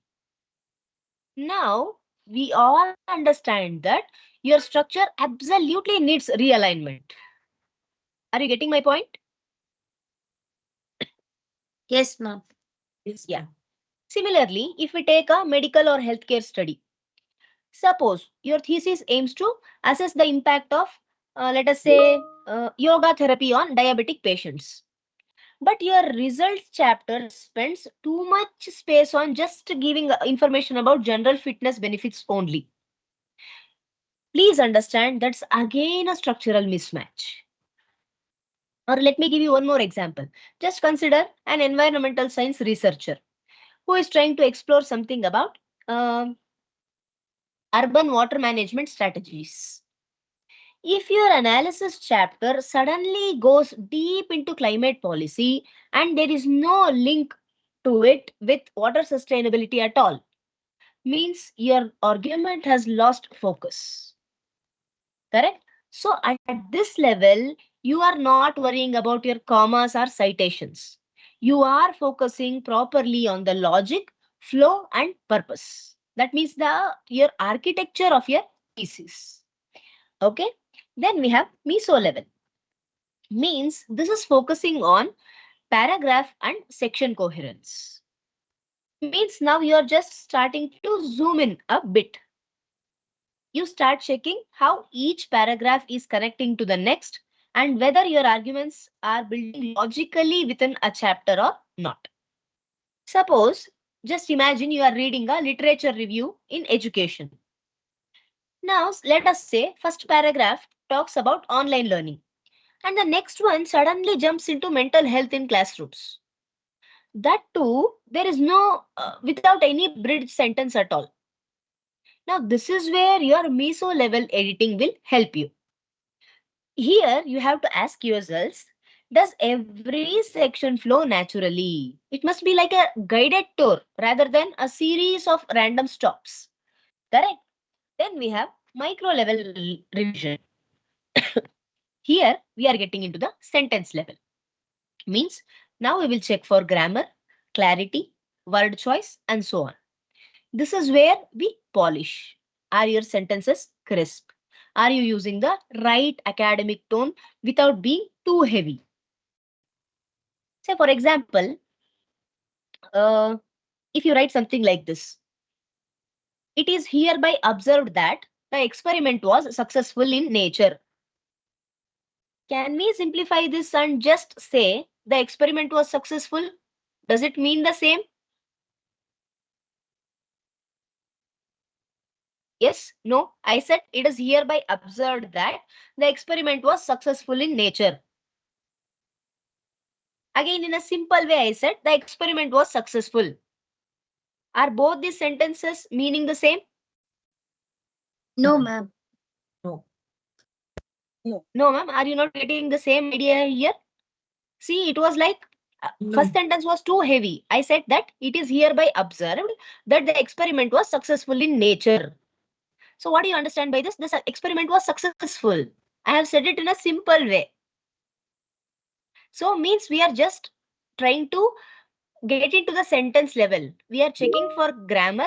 We are checking whether are we missing anywhere the clarity or not. Say whether you are in law, medicine or economics, anywhere the precise language will add authority to your thesis, to your language. See, even small tweaks at this level can make your writing sound 10 times more professional. All right, because we are dealing with the sentence level at this micro level revision. Then we have technical level revision. So finally, this is something like a finishing touch. Here we touch upon formatting, references, tables, figures, headings. So here we make sure your citations are consistent, whether you are using APA, MLA, or whichever format your university is using. And we already clearly discussed about which style is used in which field in our previous session. Correct? Do you remember? Yes, ma'am. Yes, Okay. ma'am. Yesterday we had it too. Yeah, day before yesterday. Yes, ma'am. Yeah. So apart from this, your tables should be labeled properly. Figures are to be numbered correctly. And font must be uniform across chapters. So what I'm explaining as educators, as researchers, it may look trivial to you. But examiners will definitely note this immediately. So this is like something like grooming stage before your thesis goes for submission. Now, always what you do is you start with the macro level and you move downwards systematically. If you begin by correcting commas, let us say, suppose if your chapters are still disorganized, you will end up revising the same text twice. So I want to tell you, please save your energy. Try to fix the foundation first and then polish. It makes a world of difference. Okay. So anybody wants to quickly summarize these levels? What we focus at each one level?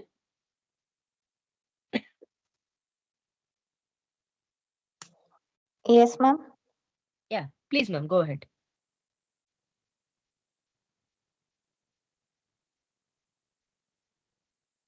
I just asked you, do you want to summarize or you want me to summarize, ma'am? Ma'am, I want you to summarize. I'm sorry. I should Ma'am, only may do I, that. ma'am, if you permit? May I, Yes. ma'am? Yes, please, ma'am. Ma'am, in the macro level revision, we have to align the research question and each and every chapter in a broader view. So the map and the destination should go hand in hand, and Correct, ma'am. we Please should go check ahead. whether our research question is answering the result. So that is the major thing here, ma'am. And the focus and the purpose should be aligning in each and every chapter. So that is the architecture of this thesis. That will be macro, Okay. ma'am. And meso is sentence by sentence. We should have that alignment, and the idea should be the same. It's not the first sent or the previous sentence is weird and contradicting with the immediate or the next sentence that comes on. So sentence alignment should be there. That is meso. And technical levels, we have to be very very careful with the errors that we could make. Or the micro level is the clarity, grammar and word choices, where you should not go wrong at all, ma'am. And it should be very crisp, and we should be having the right academic tone, without any heavy usage of words that could create an ambiguity or very difficult to comprehend the thesis. So that is the micro level. And going to the technical levels, here we need to be very very careful. First we have to get in the foundation, what has to be used, and maybe after that we have to polish it. Yeah. Perfect, Dhanlakshmi, ma'am. Yep. Thank you for that. Focus, Yes, sir. focus must be all the 5 levels. On the other side of the coin, I can say that we must focus on the logicality, coherence, and as well as the format also. Whatever being given to us based on the format, we are supposed to arrange the thesis in a proper way. This is what I can Yes. tell you. You are very right, Ma'am, Dr. Vidya, sir. Yes, ma'am.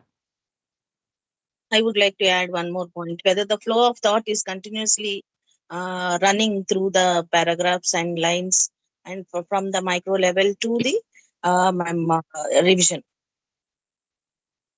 Right, ma'am. Correct. So Ma'am, let in me a also. simple way, Yes.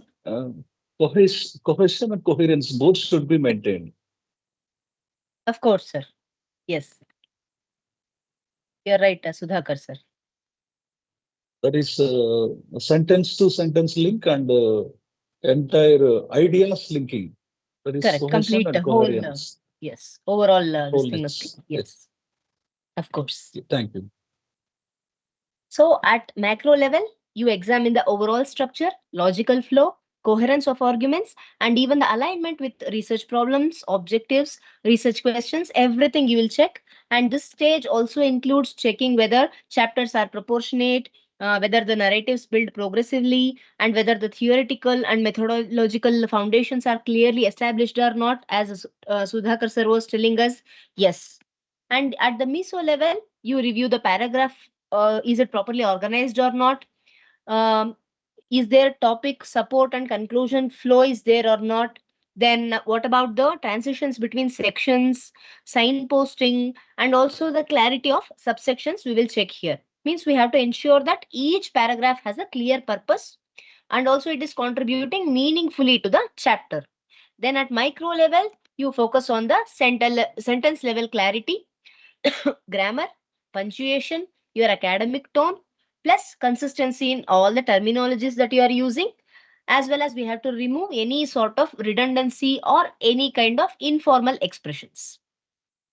Because at this level, this is where precision and readability are shaped at your micro level.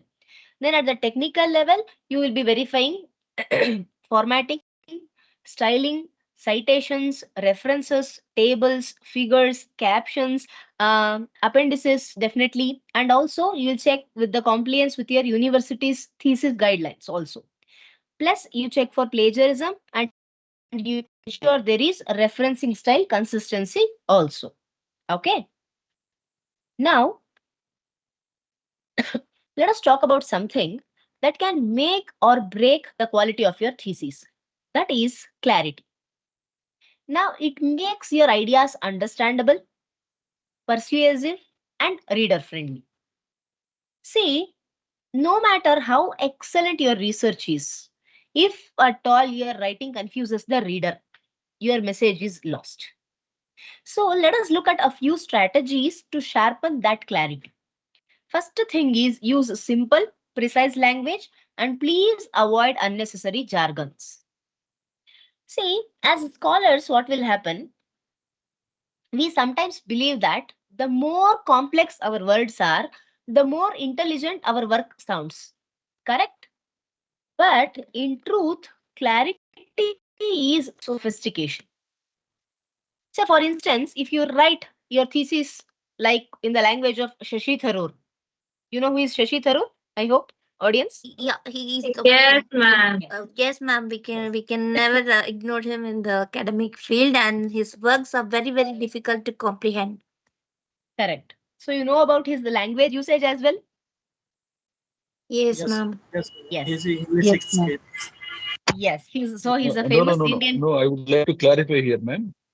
Madam, Yes, sir. Yes, his Sudhakar. spoken English is sophisticated and elite, but his works are very simple and easy to understand. As you said, sophistication and clarity we can see in his works, ma'am. Please read them. His spoken English is elite and sophisticated, jargon filled, but his works are very simple, easy to understand, and really, as you said, sophistication and clarity we can see, ma'am. Please read him. Tarubian books. Yes. So, Ma'am, can I give answer to him? Maybe for the professional, sir. His right. His works are only for the professional readers, and that's what I meant. yeah. So, as we know about Shashi Tharoor, he's an Indian politician, author, he's a diplomat, as well as he's a public intellectual. And he is definitely, as you all are mentioning, he is known for his rich, sophisticated, and highly articulate English vocabulary, isn't it? So, suppose, let us say, you are trying to write like him in your thesis. Let me take an example. If you write something like this, the utilization of a multifaceted framework for elucidation, or I'll put the same thing in his language, the application of a nuanced analytical matrix to explicate the concept. So in simple words, if I have to say the same thing, it is nothing but a simple framework was used to explain this. That's it. Now, if a medical researcher, if he writes something like this, pathophysiological manifestations of the disorder, what do we understand? Instead, if he simply says the symptoms of the disease. So precision, it does not mean simplicity of your thoughts, but it means you are communicating without any sort of clutter or mess. That is exactly the point I wanted to convey it to you. Next thing is break long sentences into short, meaningful ones.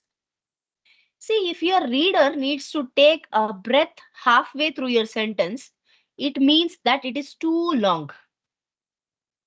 So let me frame something like this.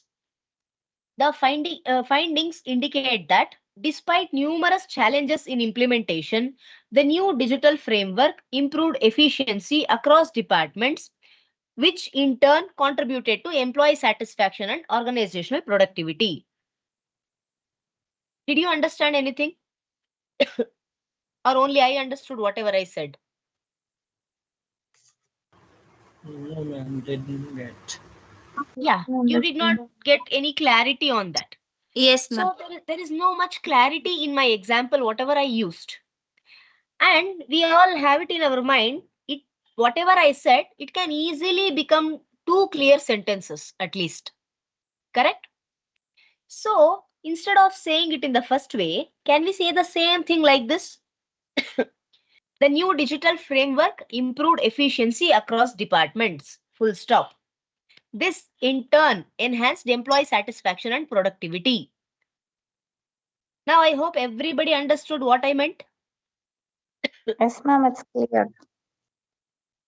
So, shorter sentences improve your rhythm and your readers can process complex ideas more easily.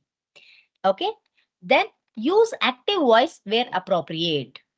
So why should we use active voice, esteemed participants? It is vibrant, ma'am, and ascertain facts, conversational ma'am. tone. Conversational tone also. Okay. To emphasize, Please to ascertain certain statements, we use active voice, ma'am. We do not use passive voice. Okay. So do you think it is wrong if we use passive voice? Nothing wrong, ma'am. No, sir. In certain times, if you want to be objective, we have to use passive voice. But if you want to ascertain something, to emphasize the fact, you may use active voice. Nowadays, it is acceptable. Yeah, in I research do articles. agree with you. But don't use first person. I. Don't use I. Better we use we, researchers, or the name. Yeah, I agree with Sudhakar sir and as well as Swarna ma'am's inputs. It is simple because active voice brings energy and clarity. See, instead of you saying the experiment was conducted by the students, simply can you say the students conducted the experiment? So in technical or scientific writing, passive voice is definitely acceptable. I'm not saying no. Say for instance, you can say the samples were heated to 80 degrees Celsius. But when possible, active voice just keeps your sentences lively as well as direct. That is the point. Then define key terms, abbreviations and acronyms clearly. See, usually a thesis means your guide, the review committee members, external examiners, future researchers, or other professionals, they may refer to your work. So never assume your reader knows everything that you know. If you are mentioning the word AI in your thesis, please specify once that it stands for artificial intelligence. In a chemistry thesis, if you mention pH, it indicates potential of hydrogen. Please define the terms early itself so that you can avoid confusions. Later on, there will be no confusions if you use the same terminologies. Plus, along with this, if you define the terms early, you are establishing the academic precision. Okay. Then remove redundancy and repetition. So redundancy is something like having some background noise. It always distracts your reader because often you use phrases like each and every, true fact, completely unanimous. Don't you think these phrases using it always are unnecessary? Similarly, if you are repeating the same ma'am. point, if you are repeating the same point across paragraphs, it definitely makes your work feel cluttered. That's why revision helps you to spot and trim those sort of repetitions. Then use parallel sentence structures for readability. So what is parallelism, audience? Two equal clauses, two equal sentences, two equal phrases you can join. That is parallelism. We have to maintain parallel elements. Okay, two sir. phrases, two clauses, two words, two sentences. All right. Okay, Sudhakar sir. Others, do you have any idea of what parallelism means?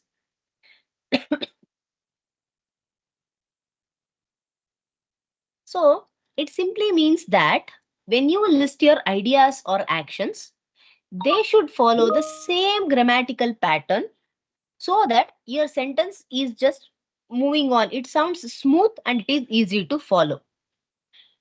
For example, if I say a sentence like this, you tell me whether it is right or wrong.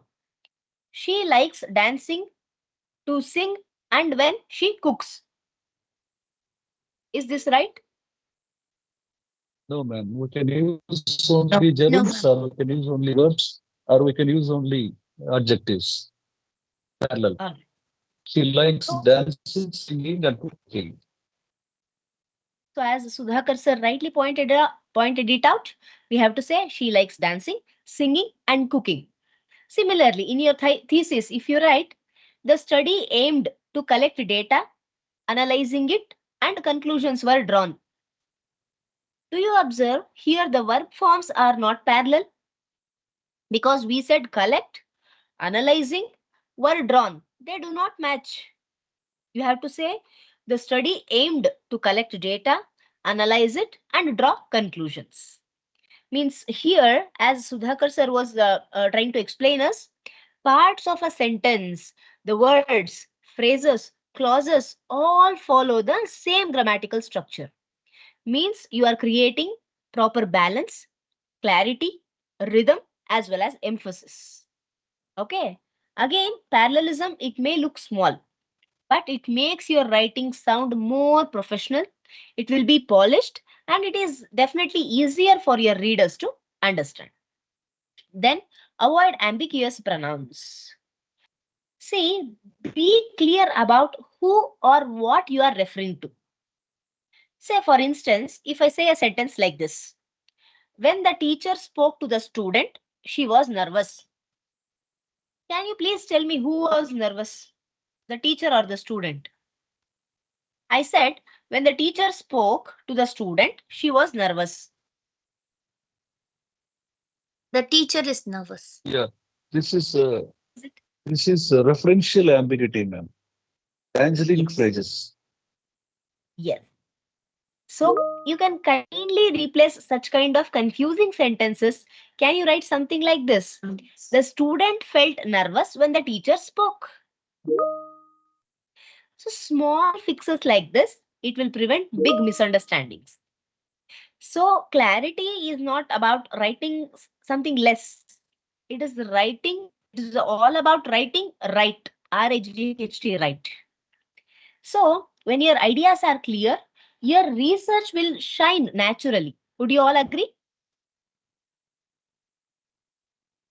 Yes, ma'am. All Yes, right. ma'am. Yes. Then we have strategies for enhancing the coherence.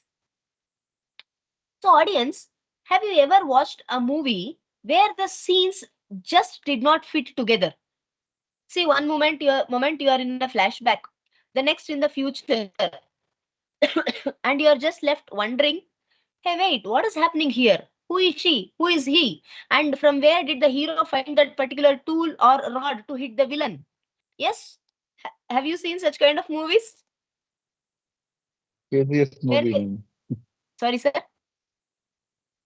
KGF movie, ma'am.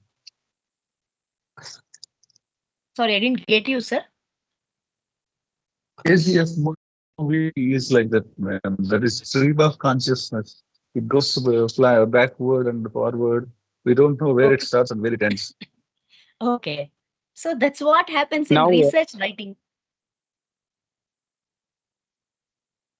That's what happens even in research writing also.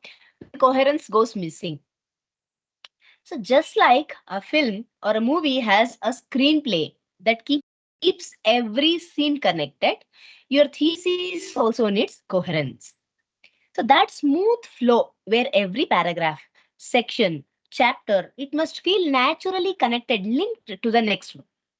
So when you revise for coherence, you are making sure your ideas are not just correct, but they are connected. Now, how do we achieve that? Let us look at a few effective strategies. First thing is maintain logical sequence of ideas across sections.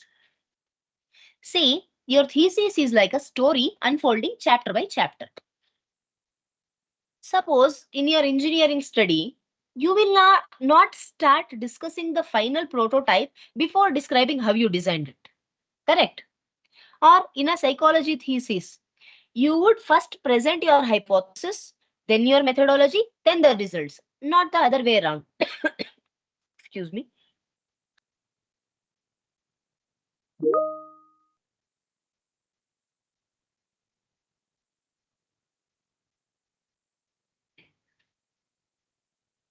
I'm sorry. So coherence begins when your ideas appear in a logical or in a proper expected order. So you have to ask yourself, does this section prepare the reader for what is coming next or not? Next thing, you have to use transition words wisely. See, English is a rich language and we have words like therefore, moreover, I have mentioned it here, however, consequently, in contrast. All these words may look simple, but they are incredibly powerful because they act as bridges. They connect your thoughts. They signal the shifts in logic, and also it helps your readers to follow your argument without getting lost. Say, if you're writing a medical research paper, you can write something like this. The new treatment reduced blood pressure significantly. Full stop. However, it showed minimal impact on heart rate. Means that single word, whatever you have used here, however, it is immediately telling your reader something unexpected or contrasting is coming. Because you said the new treatment reduced blood pressure significantly. Okay, there is some positive sign. Then you started with, however, there is some contrast happening. So without that particular word, however, the sentence feels abrupt. And the logical relationship between the two findings will not be so clear. It will be unclear. Are you following the explanation? Yes, ma'am. The Yes, cause ma'am. and Yes, effect relations in the sentence constructions. Right. Then connect the paragraphs with topic and concluding sentences. See, each paragraph should start with a clear topic sentence, then the main idea, and end with a small summary that links naturally to what follows next. It is something like a relay race. The concluding sentence, it passes the baton smoothly to the next paragraph. If you are writing an education thesis, if one paragraph is discussing about teacher motivation, the next paragraph, it can begin with something like this. Building on this, student participation levels were also observed. Means there is coherence in action. Okay. Then align evidence and arguments with research objectives. Now, this one is absolutely critical during revision. See, every piece of evidence, every chart, every reference must clearly connect to your main research question or hypothesis. If you are writing an environmental science thesis, there you, let us say you are examining the impact of plastic waste on marine biodiversity. Now, your data, discussions, literature, everything should revolve around the oceanic ecosystems. Let us say half your analysis suddenly shifts to land-based pollution and there is no linking of it back to the marine life. Means the reader starts to lose track of your core objective itself. That's why coherence means staying anchored. Every argument should pull in the same direction as your research goal. Then probably a few slides back, somebody was trying to tell us about this. Ensure there is tense and point of view consistency. One common issue that weakens a thesis is shifting tenses or switching between I and the researcher, as Sudhakar sir was rightly mentioning it. See, these at some places I will use I. At some places we suddenly say the researcher. So these small changes, it can confuse your readers and it just breaks the flow. So participants, can you tell us when to use which tense? Past tense, present tense and the future. When should we use which one?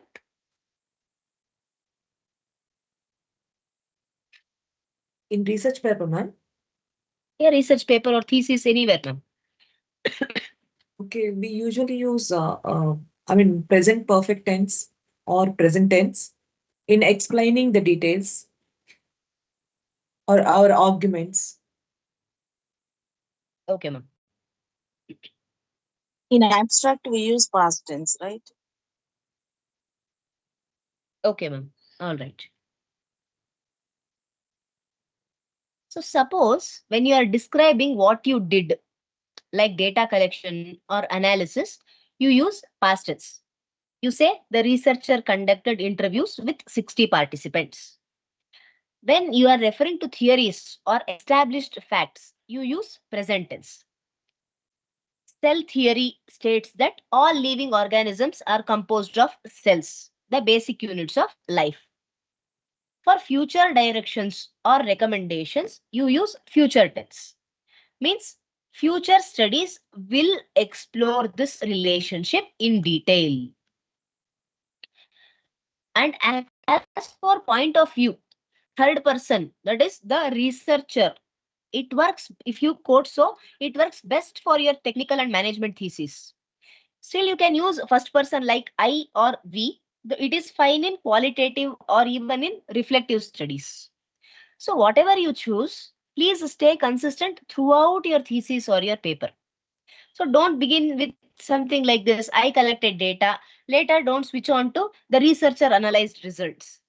Because we are discussing about consistency. So consistency in tone as well as in tense. It makes your writing clearer, more credible and professional. Then use signposting phrases. What are these? These are like the road signs for your reader. You have phrases like this chapter discusses or following this section and you say something, so on. Or in the next part, we will explore dash. So this will make your reader feel guided. Because in your long thesis, these small cues, it prevents your readers from feeling lost. So it's like having navigation in your car. You always know where you are headed next. Correct? So when your ideas, they flow logically, your examiners don't have to struggle to follow your reasoning. So instead what they will do, they can easily focus on what matters most. That is the value of research. Next thing is maintain clear and consistent documentation. So let me ask you something. Have you ever opened a thesis or report where one page it just looked like science paper? Page number 2 is something like a marketing brochure. Or say page number 3, it is like a blog post. Means, trying to tell you that is what will happen when consistency goes missing. Now let us again talk about that, how to fix such a sort of problems. First thing is uniform terminology for key concepts. If you are working in environmental studies, don't switch between climate change, global warming, or temperature crisis unless and until they mean something different. Okay? So we just spoke about this a little earlier. Once you define a key term, please stay faithful to it. Because consistency in terminology, it reflects your precision. Also, it helps your readers to follow your argument without the need for any sort of mental gymnastics. Okay. Then consistent referencing and citation style. So as we clearly discussed a few slides back and even in our previous session, please choose your style based on your field and stick to it throughout your thesis or your paper. If you mix styles, it makes your thesis look poor and careless. So no matter how strong your content is, it looks very poor. Then visual presentation matters. Don't you all think so? See, suppose you are writing a data science thesis. Your tables, charts, figures, it should follow the same format, same font size, numbering, caption style.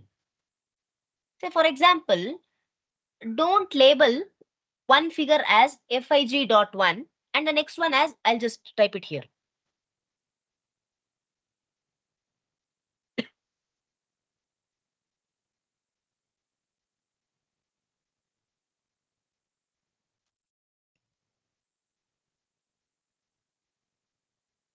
Are you able to see here?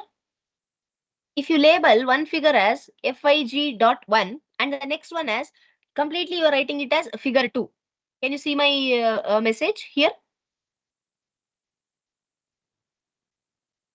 Am Yes, I ma'am. audible? Yes. Yes, ma'am. Okay. Yes, ma'am. So these are small details. If you take care of such small details, it makes your work look proficient and it will be publication ready also.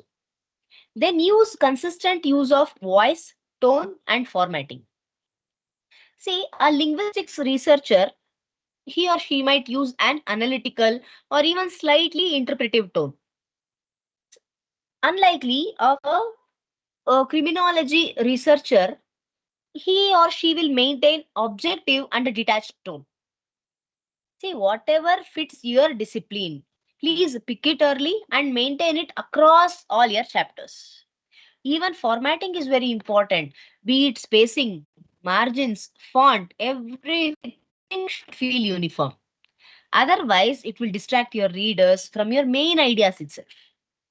Okay? Then align methodology, results, and discussion sections.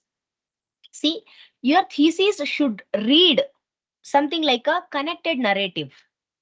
If your education research uses qualitative method, something like interviews or focus groups, then your results must highlight themes, patterns, or the participant voices rather than giving importance to statistics. So conversely, if you use surveys or any other quantitative tools, your discussion should interpret numerical trends and statistical findings, not the narrative themes. Means each section must logically flow into the next, like perfectly fitting the pieces of a puzzle. Then check the table of contents versus the actual headings. See, you would be surprised how often our researchers update headings during revision. But one mistake what they will do is they will forget to change them in the table of contents.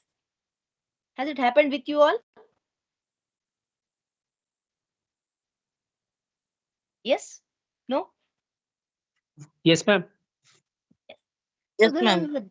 this is definitely a common error. We see this mostly in engineering, economics thesis also. But before you notice it, if you have already submitted it, your reviewers will notice it instantly. So that's why before submission, please cross-check every chapter title as well as its subheading, mainly for accuracy. Okay.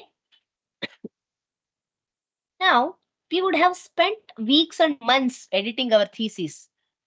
But later on, we all will find some new mistakes the moment we print it. Correct? Yes, ma'am. Yes, Yes, ma'am. yes, ma'am. Yes. So that's completely normal. Because our eyes gets too familiar with our own writing. So somebody was mentioning in the beginning itself. That's why using the right mix of editing tools as well as smart techniques becomes essential. And they help you see your work from a reader's perspective. And they are definitely our best assistant in our revision journey. I have just quoted a very few tools here. We have Grammarly, Pro Writing Aid, Hemingway Editor, mainly for grammar and readability. They are something like your first line of defense against your language errors. So Grammarly checks everything, spellings, punctuation, tenses, and even tone. It ensures that your writing is sounding academic rather than casual. Suppose if you write, a lot of students were surveyed. Now, Grammarly may suggest something like this. Instead of a lot of students, it says several students were surveyed. It just keeps your tone more formal and precise. I hope you have experience with all such kind of tools. Am I right? Now, Pro Writing Aid, it goes deeper.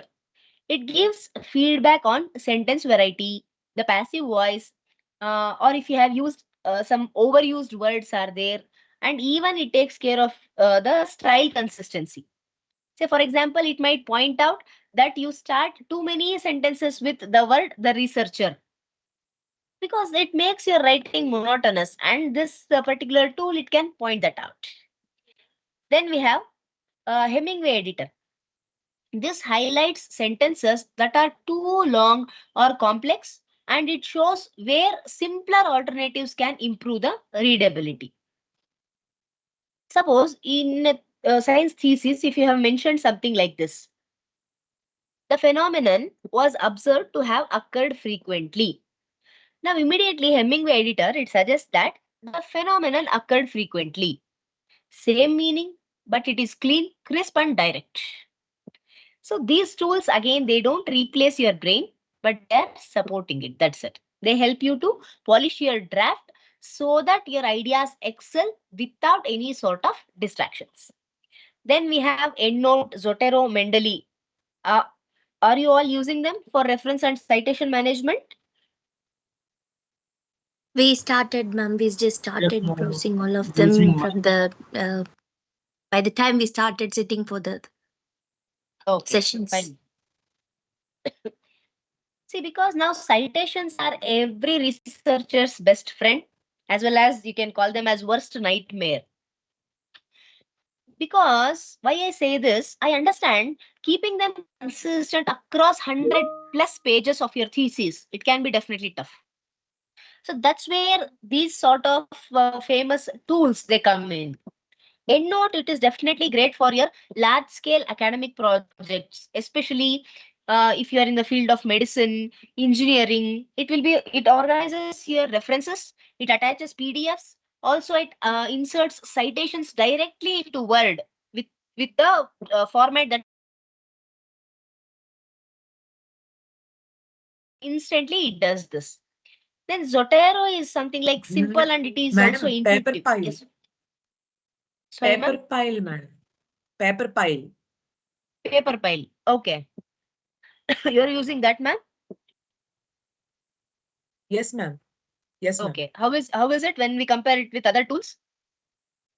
Yeah, it's really good, ma'am. And actually, I tried even the Mendeley, ma'am, but I didn't Okay. actually catch it properly. Uh-huh. Okay.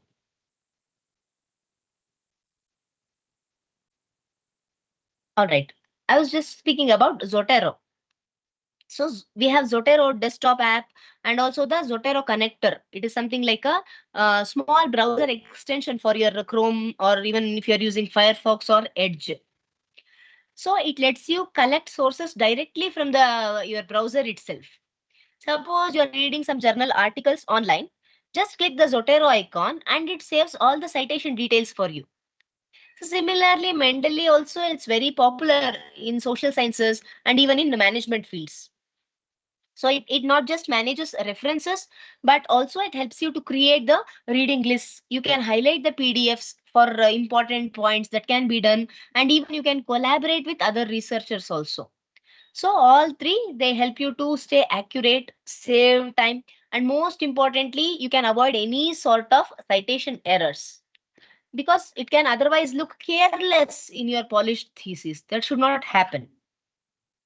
Then we have Microsoft Word track changes, or we have Google Docs also, mainly for collaborative editing. Say when multiple people are viewing your work, your guide, your co-author, or say even your peers.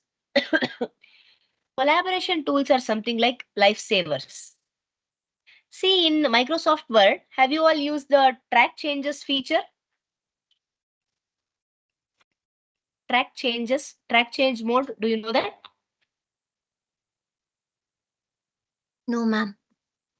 No, Okay. ma'am. Okay, you can definitely, after the session, you can check it, ma'am. So it records every edit, what was added, what was deleted, what was modified. So you can review them one by one. So why is this useful? Say this is particularly useful when your supervisor makes some corrections. You can see why each suggestion was made. Similarly, if you are using Google Docs, this is something like a cloud-based word processor. It allows you for real-time collaboration. You can create, edit, you can share documents online, and multiple people. You can sit there, I can sit here, we can collaborate on the same document in real time. You can share your thesis with your peers, mentors anywhere in the world. and everyone can comment, edit simultaneously. This can be done. So in interdisciplinary projects, because several authors will be contributing. So these sort of features, it ensures there is transparency, there is version control, plus it is also helping mainly for the teamwork. So that too, we see this without any sort of single messy email thread. Correct. Then there is a concept of reverse outlining to check your structure and flow. So what is this concept, audience? Reverse outlining.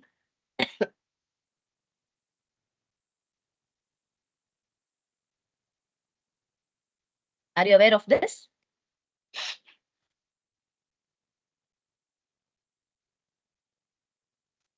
Am I audible? Yes, ma'am, you're audible, Yes, ma'am. yes, ma'am. Reverse outlining is new to me, ma'am. No problem, ma'am. Okay. I call this as one of the most powerful self-editing techniques. Once you make your draft ready, I suggest you that you take a blank sheet and you write one line summarizing each paragraph. You'll be having n number of paragraphs, correct? You summarize and write one line about each paragraph. Now, if you do for a whole of your thesis, you will instantly see the overall structure of your work.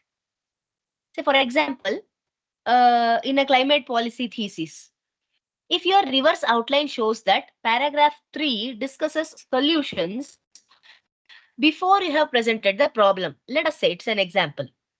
Now you know this order needs fixing. It has to be corrected. It is something like viewing the blueprint of your thesis. You see the big picture and you can easily spot the gaps, if at all there are any sort of overlaps, or say even some ideas say that if they are misplaced, you can correct it immediately. So please, once your Madam, draft is ready, madam, go with this reverse outlining. Madam, Yes, sir, sir. madam, Yes, sir. we can take topic sentence from every paragraph. It is easy to reverse that outlining technique. Topic sentence of every paragraph gives clear picture and blueprint of our thesis now. Topic sentence in the sense, sir, I just told you to do it for main paragraphs, because you will write what is the main idea in one particular paragraph. And you also check that is it getting That is connected what to the... Yes, sir. Yeah, ma'am. Each topic sentence gives the idea of that paragraph. We can see whether all the ideas are connected, whether we have maintained cohesion and coherence. Yes, you have to see whether there It is is easy connection to for the outlining. previous and next paragraph or not. You will check. We can So avoid here- even redundancy. Definitely, sir. So that's what I told you. About our today's topic, clarity, coherence, and consistency. This reverse outlining will help you to see for clarity. It helps you to check clarity means, are your paragraphs actually saying one clear idea or not? Coherence, does the ideas flow in logical order or not, as sir rightly said? Then consistency, are you sticking to your research question or are you drifting away? So this gives you, it creates an outline after you have written your draft, not before your draft. Okay.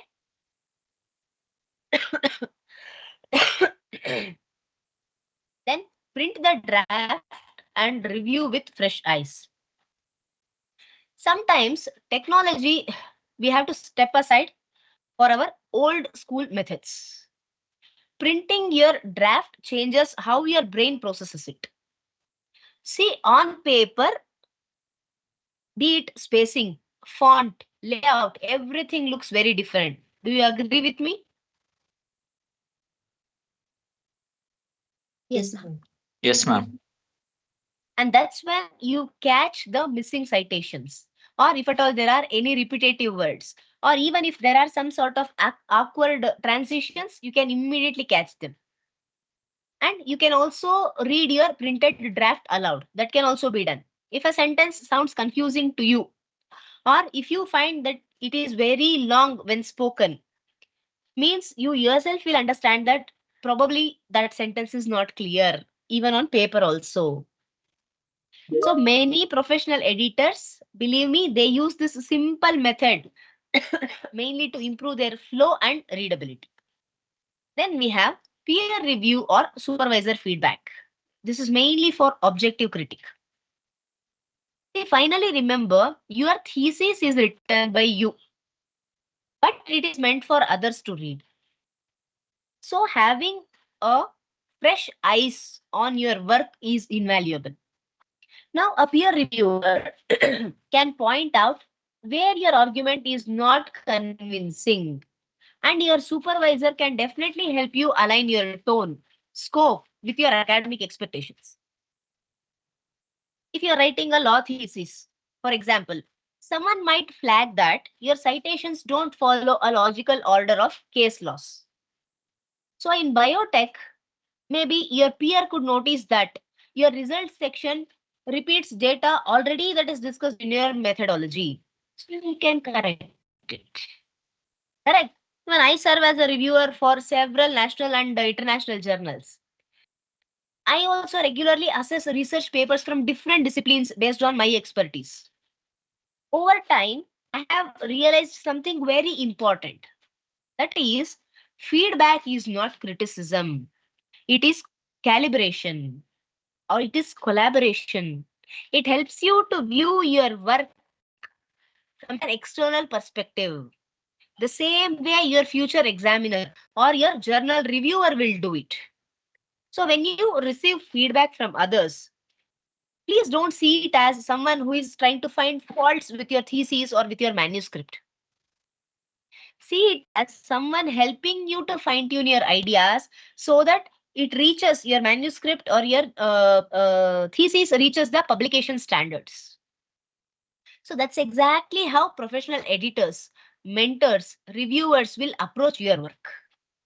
So we are just here to help you to bring out the best version of your research as well as your writing. So editing is not just about fixing grammar. It's about refining thought, structure, as well as presentation. So please use the right tools to make your writing clearer, the right techniques to make it tighter, and the right people to make it stronger. Because when technology, structure, and as well as human insight, if they come together, your thesis, as I told you in the first slide, it is we are not just reading it well, it feels complete. All right. Now let us move to something that often gets overlooked or ignored. Our figures, tables, and references. We always treat them something like decorative parts of a thesis. But trust me, they play a critical role in how your research is perceived. A visually clean, well-formatted document immediately it reflects your meticulousness and your commitment to quality. First thing is ensure figures and tables are numbered, labeled, and referenced correctly. So every figure or table should have a proper number and title. Say, for example, figure 1.1, table 2.3, and so on. Because this helps your readers to trace your visuals easily. For instance, in an economics thesis, if table 4, I'm just giving an example. If table 4.2, it shows GDP growth data, then same number should appear exactly in your text where you discuss it. No mismatches, please. Second thing, verify legends, captions, and data sources. So when we talk about legends in a thesis or a research paper, we are not talking about those famous people. But we are referring to the small explanatory notes that will help your readers to interpret your visuals correctly. Means a legend, it appears inside or beside a figure, chart, or graph. And it explains what each symbol, color, or pattern, whatever you have mentioned, what does it mean. So just imagine you have created a bar chart which is showing sales in 3 regions. I'm just giving an example, north, south, and west. And each is represented by a different color. Now your legend might look something like this, a small box north in blue color. south in red color, west in green color. Now, without that legend, your reader will not have any idea what these colors mean or what they stand for. So the legend helps readers to decode your visuals, to understand properly what it is, what it means. Then a caption. So on the other hand, this is placed below a figure or table. It explains what the figure or table shows and where the data came from. Say for example, if figure 2.1 says company performance trends between 2019 and 2024 based on annual financial reports. Now the reader can instantly know what this figure is about, the period covered, as well as the source. Correct?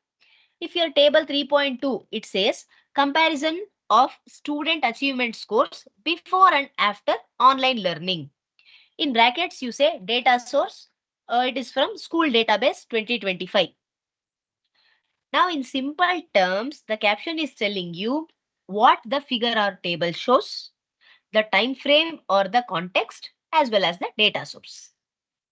So the legend tells you how to read the visual, what each element means.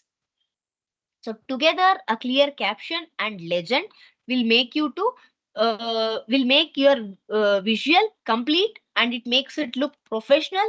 Also, it is very easy to understand. Then please cross-check in-text citations with a reference list. Now, this may again sound like a small detail, but it is actually one of the biggest reasons thesis they get sent back for revision. Mismatched references, where a source that you have mentioned in the text, but it is missing from your reference, or vice versa. So it signals your carelessness. Okay. So just imagine you have cited reference number 4. You write it like this, correct? I'll just, in your reference list,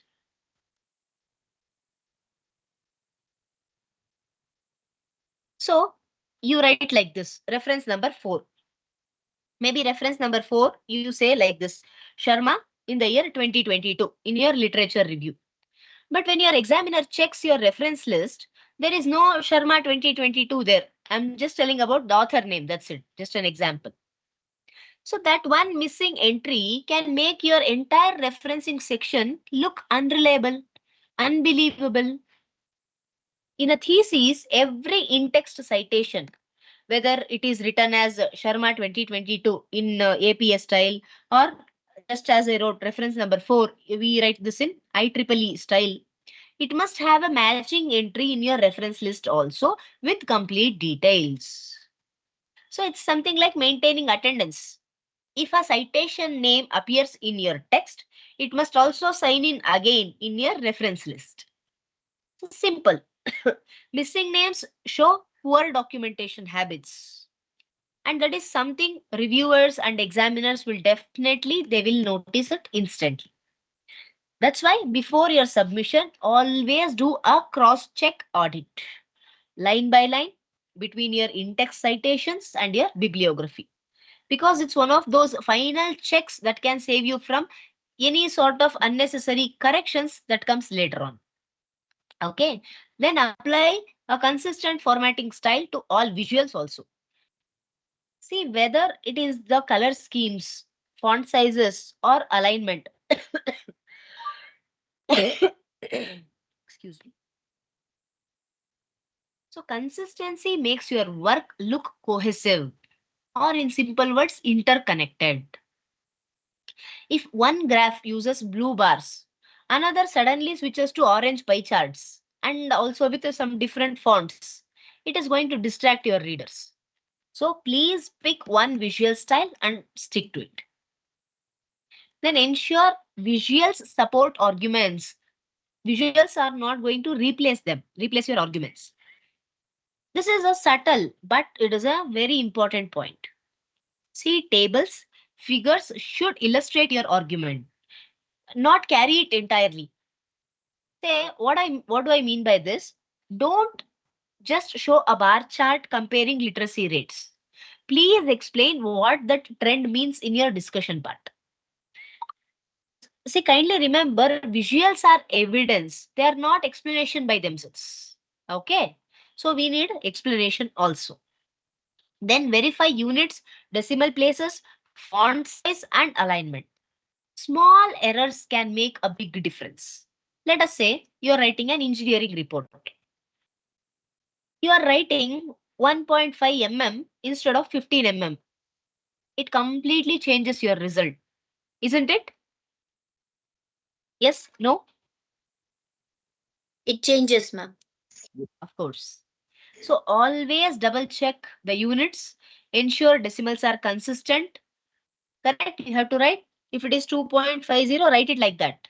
Not just 2.5. If it is 3.75, please mention it like that. Or if it is 3.750, kindly mention it and be consistent throughout. And just make sure all your tables align neatly on the page. Now, before you finalize your thesis, do one last visual audit. Please scroll through your documents quickly and your eyes should catch any uneven formatting or any sort of misaligned visuals instantly. If at all your pages are looking balanced and uniform, you're already halfway to a professional looking thesis. Then common revision mistakes to avoid. First thing is, excuse me, focusing only on grammar without checking content flow. So this is like, as we already discussed, polishing the walls of a house that has weak foundation. Correct? So grammar correction is important, yes. But what is more critical is the logic and flow of your arguments. Please understand that. So make sure each section connects as you would expect to the next section. Okay. Otherwise, your thesis might be grammatically perfect. I don't say no. But it will be intellectually disjointed. If you are writing a sociology thesis, if your analysis suddenly jumps from family structures to urban migration, that too without a link, so grammar will not be saving that gap. Okay. Then ignoring tense, voice, terminology consistency. Switching between tenses and the terms you use, as we already discussed, it will break your rhythm and the professionalism of your writing. So please decide your tone early itself and keep it uniform throughout your thesis. Because we now already know that consistency builds clarity and credibility. Then over-reliance on automated tools without manual review. We discussed multiple tools just now.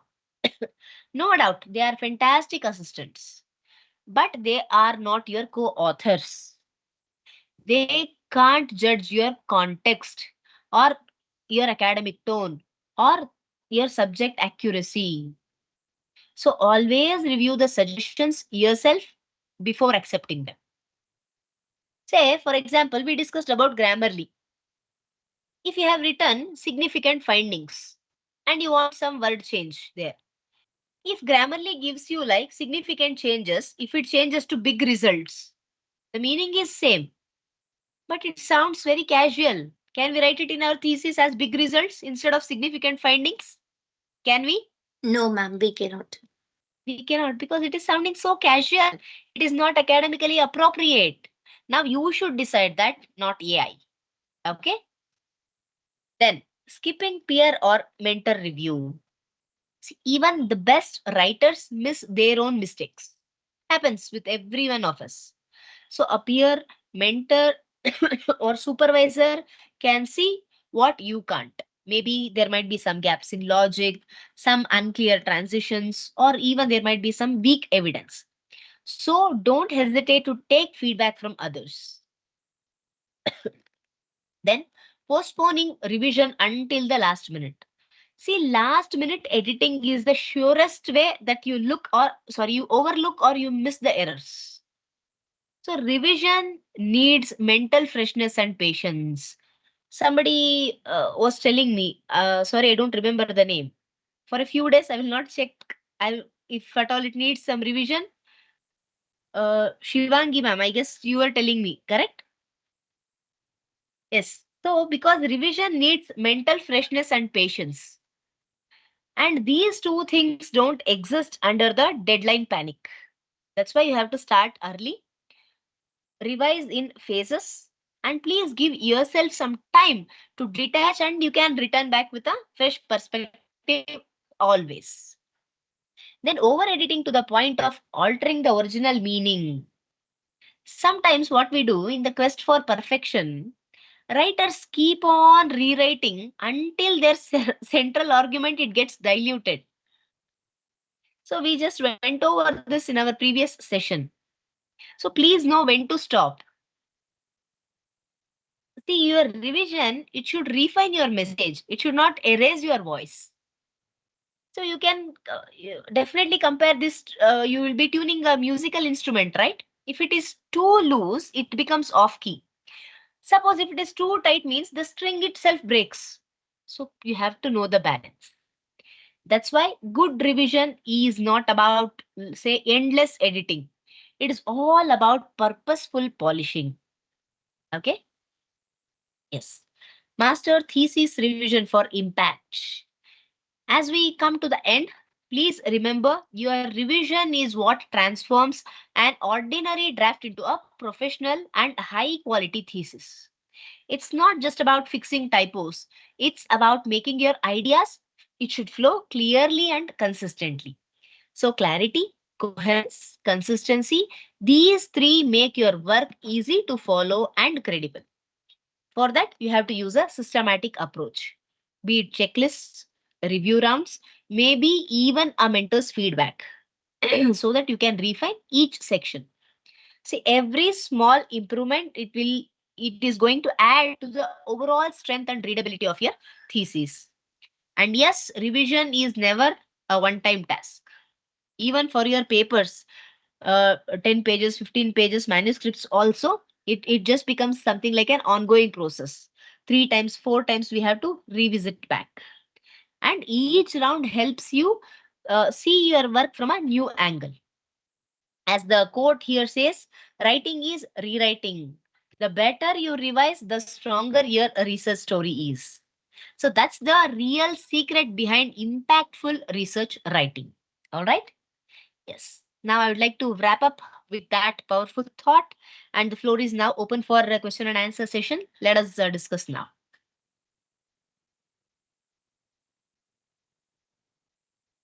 Do we have any queries?